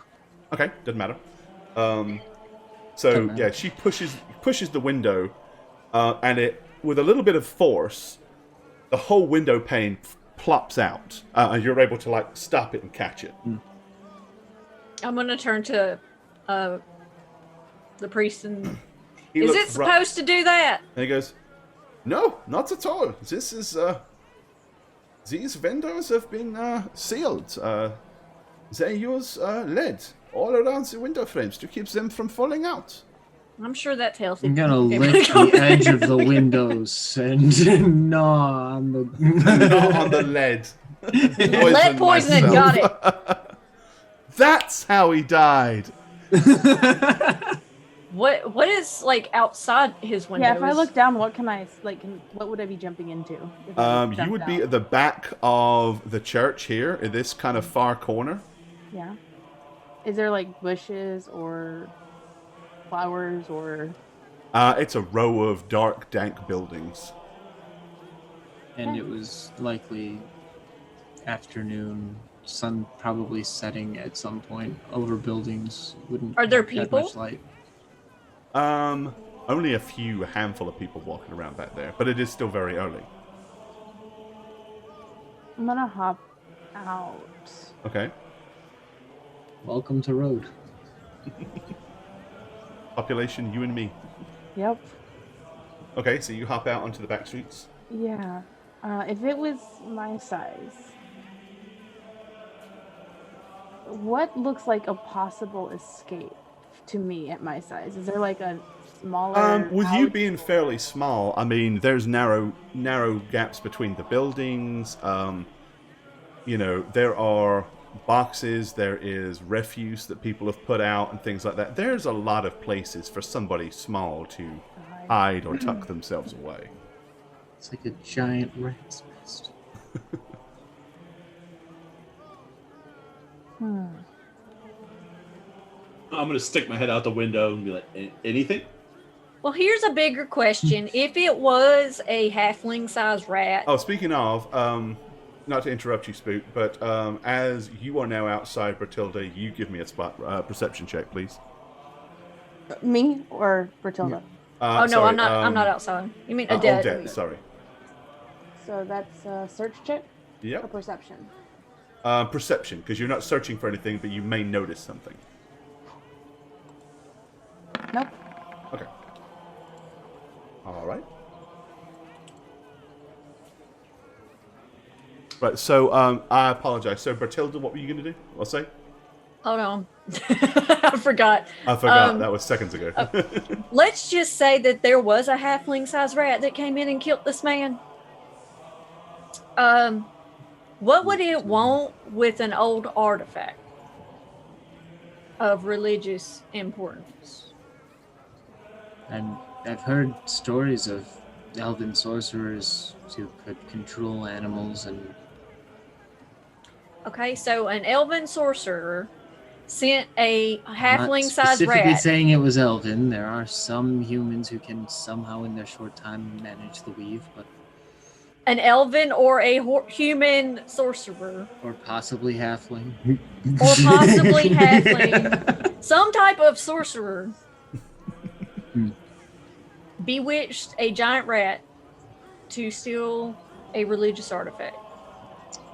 If I were of a criminal mind, I might consider such an avenue. Because it's so unbelievable that no one would ever suspect it. The unbelievable part concerns me because if we go back to the captain and tell him that a sorcerer bewitched a giant rat to steal a religious artifact and kill a man, I do not think he will believe us. Right. So we don't propose it in our current course of thought because that's a little bit bizarre. Hopefully we can lead him into believing that himself. I don't know. I generally just let people like come up with ideas. Okay, well, If I turn around Uh-huh. and pull myself back up on the ledge, are there claw marks this way too? Yes. So we know how they got in. You're also gonna be like face to face with me because I have my head sticking out the window. As you like. I mean, it was more like I was just trying to see if like where my hands would fall because I noticed that we noticed that before. Yeah. Does it look like it's only one set, or does it look like multiple? Only one Well, set. there were two sets of 4 behind the chair, though. Well, there was two. There was the claw marks, as in like There were 4 four and on- 4. Okay. So 2 sets of 4 on the ground. Okay. 2 sets of 4 on the window ledge on both sides. what if it was somebody that could turn into a rat? I don't know why they would, but if they could, If you could, wouldn't you? probably not. Oh, that's boring. I would. I don't want to give anything away about what I am. But when that question is asked, do I know of spells that can transform items carried by a sorcerer or wizard? I mean, there are transformation So, spells and okay. stuff. Yes, you know. But that things. would transform all the stuff they have on them, right? Yeah. I don't want like a pizza rat instance happening with the relic, it dragging it down the street. That's why I asked. Pizza rat. Yeah, so I'm gonna twitch slightly at the mention of like sorcery and magic. Okay. We're talking about magic, though. Yeah. It's too bad we don't. Okay, have so when you say that, as I said, Father Damien was on the back side of the room. He says, "So you think magic might have been used?" Oh, magic, yes. Do you see Father Morton's glasses anywhere? What has that got to do with anything? But I'm gonna start looking for the glasses. He Okay. seemed quite intent on them giving him elven eyes. So He says, from what I understand, Father Morton's glasses were imbued by some kind of magical gift that allowed him to see other things of magical nature. They did what now? I'm gonna start looking even harder for these glasses. Who's inside? I'm inside the room with the father. You You guys are out in and, the. you and Bertilda are inside, and Okay. Aldet and Cadarel are outside. Yeah, I'm gonna spring into action too, looking for those glasses. Okay. Sketch around. So they are actually in his lap. Gross. Okay, so I'm gonna pick them up and I'm gonna put them on Okay. and look around the room. You're gonna see me kind of go like I'm reaching for it. All right. like, You glance around the room. Everything looks a little blurry, to be honest. That's about it. You got anything magical on you right now? No, of course not. Do not have I'm gonna- such things. I'm gonna look at Matthew. Father Morton only has those because they were entrusted to him for his research. Ooh, that's a good question. I do have a lot of ingredients in an ingredient pouch. That's not magical, though. That's not magical though. So No, it doesn't. I It don't have wouldn't anything show as magical. magical until you actually pulled them out and did something with them. Right. Okay, So I'm is gonna he look using through the the drawers of glasses? his desk and see if I can find anything. The contents of all the drawers of his desk are all over the floor and everything. So, Oh. yep. Those glasses don't really fit your face. Do you want them? I'll give them to you. You don't have to. You don't have to play a beat around the bush here, and I'm gonna hand them over. Thank you, and I'm immediately gonna pocket it, not even put them on. Okay. As soon as you start doing that, Father Damien goes. I'm sorry, they are the very, very special property belonging to the priest of Sigma. Yes, we are investigating his death. We might need it for the future of our investigation. We promise we will return it, and I'm gonna kind of look at Matthew. I'm afraid that due to the very nature of those, I would have to consult, and you will have to get permission from the head priest to be able to do this. It's not something I can possibly be involved in approving or not. I'm sure he'll give us permission. permission. I would be very surprised if he would. Oh, I mean, we'll ask him. I'm sure he'll. No, I must ask him myself. Oh, we can't talk to him? You can talk to him if you wish, but I must make absolutely sure that if you are to take those, that he is full aware that you have them. Wait a minute. There's a head priest here? Well, of course, it is one of the largest, grandest temples. And was he involved in this discovery of this artifact in the slightest? He was not. Of course, he has been made very full aware that Father Morton has been found dead. So Father Morton hid an artifact from the head priest of his own church? I do not believe Father Morton was hiding anything. I believe he wanted to do his own preliminary research before he made the claim that it was what he thought it was. Although he never did tell me what he thought it was. Begrudgingly, I'm going to reach into the pocket and take the glasses out and hand it to this dumbass priest. Okay. Yeah, this is so messed up right now. Okay, Maybe we he talk takes to them back. maybe we talk I to will the- make sure that these are returned to where they are safe. Yes, maybe but not we- useful. Maybe we talk I to mean, the I have no problem if you wish to use them right now. Just Andrew, you're outside, dude. Yeah, but I'm outside the window that pops out and I'm holding it. I'm Yeah, just looking in the room. And it's Like, only here 3 it foot goes. off the ground. He's like literally out there, like. I'm just like, hey guys, maybe we talk to the head priest about all of this. This is and yes. maybe show If you him wish the to use manuscript. if you wish to use the spectacles right now, you feel free. I just agree with cannot Cad. permit I you to think take we them need to with you. talk to the head priest. Show him the I'm- manuscript, perhaps. The I'm a one that I little can't- weirded out that he's not involved with this already. He is involved in the fact that he is aware. He was the one that I first consulted, and he said there clearly was a crime. We should not get him. We should not touch the body. We must send for the watch. There was a That's- priest murdered in his temple here, and he's okay. Well, yes, he calls the authorities. What else would you do? Actually, I heard that you called the authorities. Yes, under his strict instruction. Of course, I told him that Father Morton had been dead, and he says, has you been in the room? Did you touch the body? I said, no. He said, do not touch it. You must call the watch immediately. Do not disturb the situation. So we did. Yeah, I'm just gonna kind of annoyed at the glasses situation. Just climb out the window. Okay. He says, but if And you plop wish down on to the speak hall. to Werner Stoltz, I will see if I can summon him or arrange a meeting for you. His name is Werner. Werner Stoltz. How do you spell that? It is Like Werner, but Werner. yeah, it's a W-E-R-N-E-R. Oh, it's a W. Yes, that's what they said. His name is Werner Stoltz. Werner Werner. Stoltz. Okay. Stoltz is S-T-O-L-Z. I got it right. He is So- the High Capillary of Noland. Outside the window, I'm just gonna look at Cadrill and be like, "You can put the glass down. If it breaks, it breaks." It's just that I'd rather if we don't break it.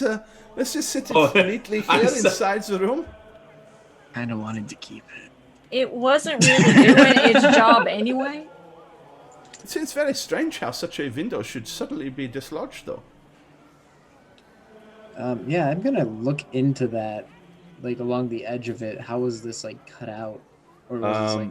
So clearly, most of the leading, you'd have expected a lot more leading to be stuck around the frame of a window if it just fell out. But it looks like a lot of it has been neatly cut away from the glass itself. Cut away. Conspiracy. They were waiting for this. Or maybe he did it.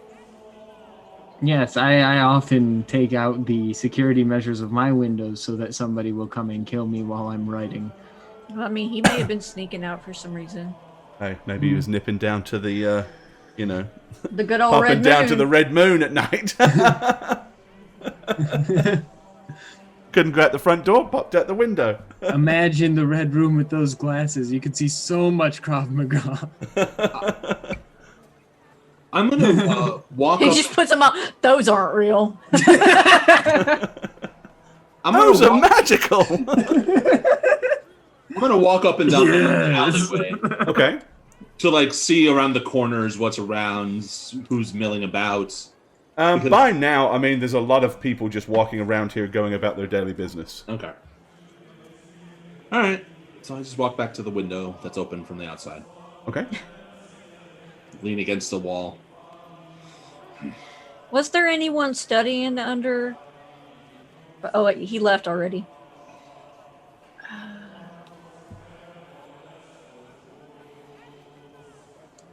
So, are we in consensus that this wasn't an inside job, and that this man was attacked by a giant rat that stole his wall art? Would seem to Stole be his meme. Maybe they had rat shoes. Rat shoes. Rat To shoes and rat frame a gloves. rat. You know, that's their thing. Like the, Was like it the wet about bandits. Odette's Heights? A halfling wearing rat shoes. A halfling that had not had a manicure in a while. I just noticed what time it is. We're way past. Yeah. Oh, are Way, we? Why way am I still talking like this? Well, 11:30. Yeah, right. Yeah, we usually finish at 10:30. Yeah, Did we? yeah, we'll go to 11:30 and then we'll stop. You got 6 more minutes. What do you want to do? I'm gonna break the glass. I'm gonna break the desk. I'm gonna throw a temper tantrum. I mean, we looked all through this room. We looked at the body. We looked at the window. The next thing I would think for me is to try and see if I can track any obvious path from the window, but I'm almost certain they would have covered it up. I mean, if it was a rat, maybe it's not that smart, That unless and it's there- being controlled by something else. That and there were no, like, visible wounds or anything, so it could have been magical. See, and that's what I was Fascination or thinking. I was like, something? he didn't find any wounds on it. No. But I mean, Yeah, he could have just Could been always go killed in and some other way. We are aware that magic exists, so some kind of magic could have killed him. I don't know. Then I mean, he also rolled really bad. yeah, Father Damien will basically pull the glasses back out and says, if you wish to use this, you may. As I said, as long as you do not take them away. Yeah, why don't you put the glasses on, Kedrilo, and look out this alleyway. Maybe there's something discarded that was magical. I really appreciate that you pronounced the L. I sometimes don't, so I know, but you're trying, and that's I'm my getting- name. Your And efforts what are it being means to acknowledged. me- what it means to me, you know, like if we met more than once a week, I would get better and better. Trust me. And it's gonna be scattershot for a little while. Okay, so I'll put the glasses on, and I'm gonna kind of like look around where I would assume a small rat man would be like running around But outside? outside. Yeah. Okay, you look out the window. Again, everything just seems very, very blurry.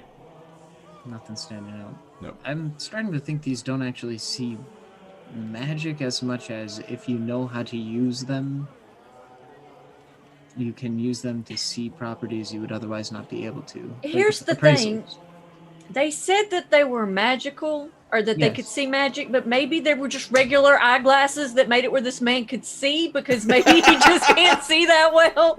And he thinks And it's that's why they're magic that blurry? they work. Can I pop up in the window and find Father Damien? Is he still in there? Yeah, he's still in there. Have you had any problems with rodents in this area? No. Not that I recall. No This rodents. is a very... there? The Freiburg is a very clean area of the city. So you're gonna see my face pop in the window from the outside, and I'm just gonna say, any mutant children?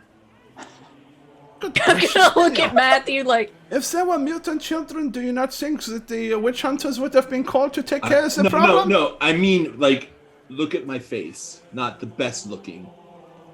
It's like that It outside. would appear that you have unfortunate skin disease. I do not know much about this, but I would not go as far as to call you a mutant. Yeah, but has there been talk around your temple of strange-looking little people? There are always Anything out of the strange ordinary- rumors following around because of recent times with the wars of chaos, yes, but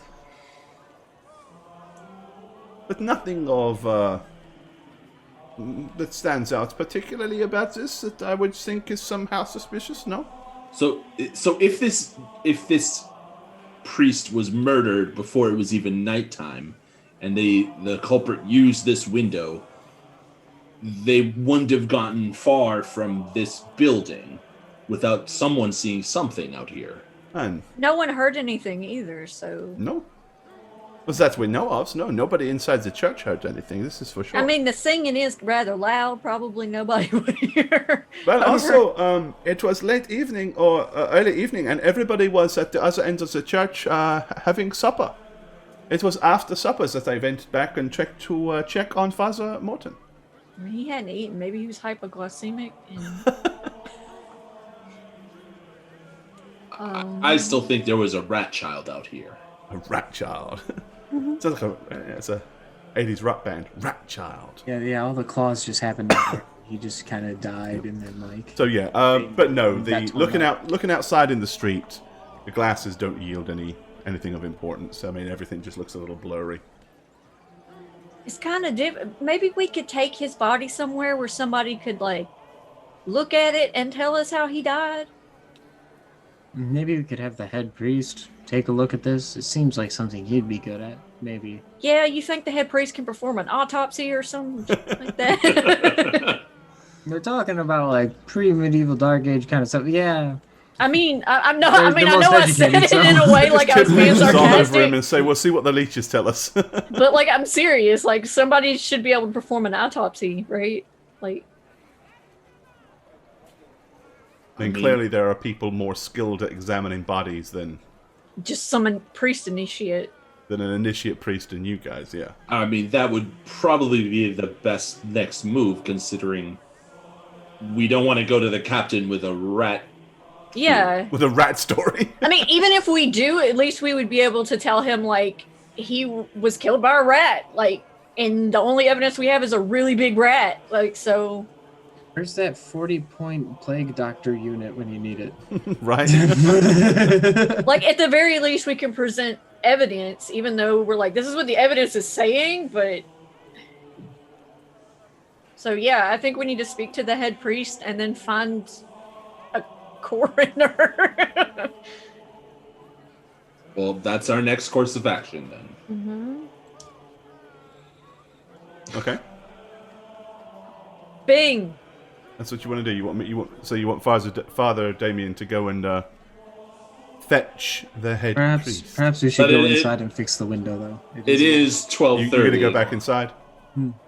Yeah, I think I'm gonna start like saying like let's put the window back. Yeah, I was saying, like, now we know okay. what our Ask aim for me next this. session. You're putting the window back. Are you putting it back from the outside or from the inside? Didn't it pop out? I am outside, so I'm gonna try and put it back the way we pulled it out. Okay. Give me a what? perception check with a +20. Ooh. I hate this window. I hope you guys understand that. It's not to do with the window. It's specifically to do with what he would be looking at when he was to put the window back in. Oh, Ah, Want a fortune point it? yeah, I do. Did I just dock a fortune point? Okay. I mean, you get them back every day, so Okay. Yeah. they're not permanently lost. I thought I was just giving up for good. No, fate points. Fate points you give up for good. Fortune points you get back each day. Okay. come on, man. It It's was not with a you. 20 mod. Yeah, +20. Yay! 38. That was my Okay. favorite. So basically, you pick up the glass pane, and you kind of lift the glass pane up to put it back in. And as your eyes kind of drop, suddenly there's a weird thing. Like through these blurry glasses, you can suddenly see what appears to be like a little glowing spot in like. What the hell is that glowing spot? Like where? You know, lift the pull the window down in front of you, and it's not there. But you lift the window up, and there's like directly across through the center of the room, like looking from the window into the room. There's a little green spot that seems to be glowing. Ooh. Inside the room? Oh, I'm sorry. In the room. This should be such. Yeah, he's on the outside Yeah. looking. I'm He's just on the gonna- outside of the window looking into the room, and like right in front of the, right in the room in front of the window. There's like a little, but of course you're wearing these stupid glasses, so everything else is blurry. But there's a very clear, little glowing green spot. Gonna very just gingerly set down the window pane that I was about to put back. Okay. It's still there, right? It's still. Like, Yep. Do the glasses thing. Well, you lift the glasses up, it's gone. Put them back on. But It's back. yep. But where the glowing spot is where Father Damien is stumped over the bed. I mean, over the table. I was about to say, there's a bed in here. Yeah, suddenly, magic. So wait, Father Damien or Not Father Damien, Father Morton. okay, yeah, make sure. So I'm gonna climb back in. Okay. Just very Looking climbs back in with the super thick awkwardly- glasses, looking like the guy from awkwardly quietly. Trailer Park Boys. Like Yeah, awkwardly Bubbles. quietly, I'm gonna bubbles my way back in. Yep. Like just like switching into like my I'm tracking and alone in the wilderness kind of vibe here. Okay. Completely ignoring everyone around. Yeah, me. so I mean, Just it like- looks what he's doing right now seems pretty strange. He suddenly like stops, and you see him do this with the window frame. Then you see him like do this. Okay, so I'm and then gonna he starts watch him to climb intently. into the room. And at this point, I almost look kind of like a weird rat man, and I'm gonna slowly, I'm gonna use my shapeshift feature. Stab the other It priest. was me. Okay. When I was putting the horse away. No, yeah, I'm gonna go up and inspect the glowy green dot. Okay. If it's You like get- under him, I'm gonna move him. No, it's on him. It's right at the base of his neck, like Oh. at the very back, like where the bottom of his robe meets his skin. It's a Okay. tiny green glowing dot that you're seeing through the glasses. Is the device turned on? Is what device turned on? Is it plugged in?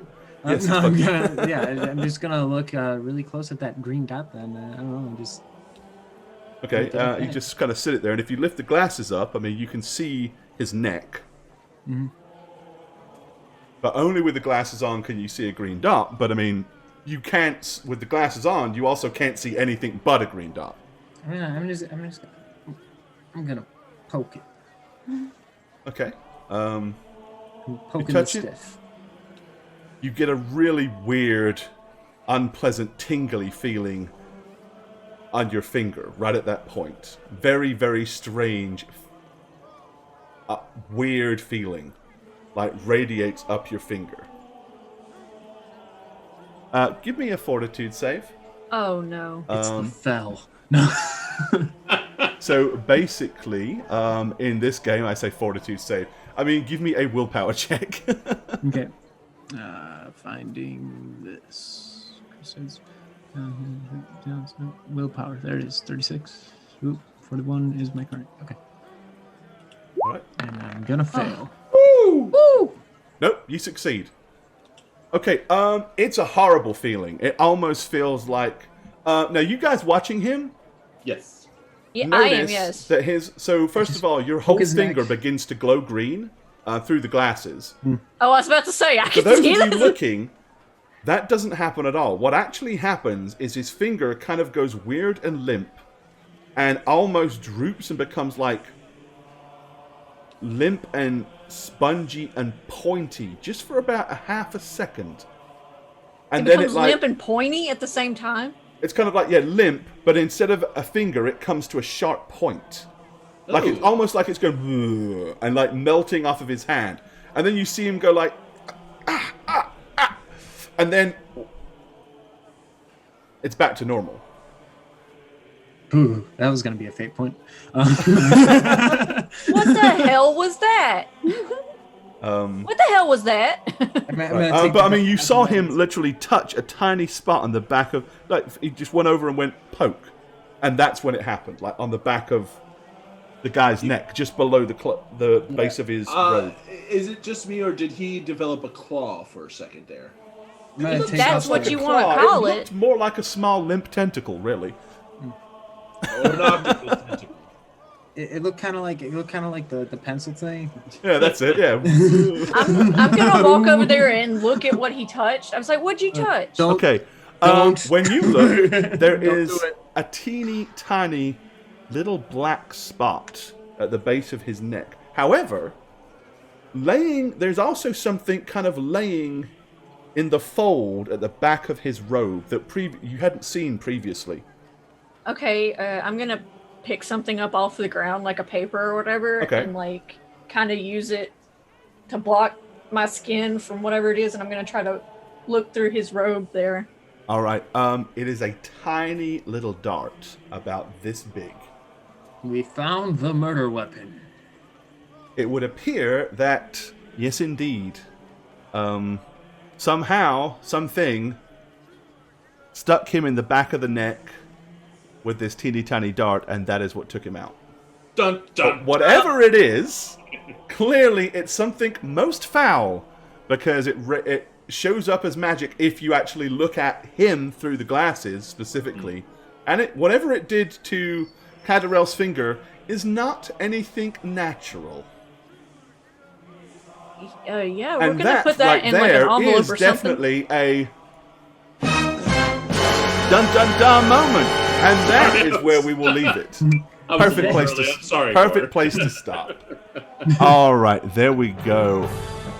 Thank you, Ninja. Ninja, thank you. 71 months. Take your pants off. Hit the Thank you, buddy. hype for that guy. Insane. Alrighty, yeah. Okay, murder most foul. All right, if you've got any questions, ask them very, very quickly, because we are way past our time and we're getting out. And it's totally my fault because I wasn't paying attention. I was having entirely too much fun with this and forgot what time it was. So, all right, guys, we're going to get out of here. We will see you soon. Night, guys. Bye. Bye. Bye.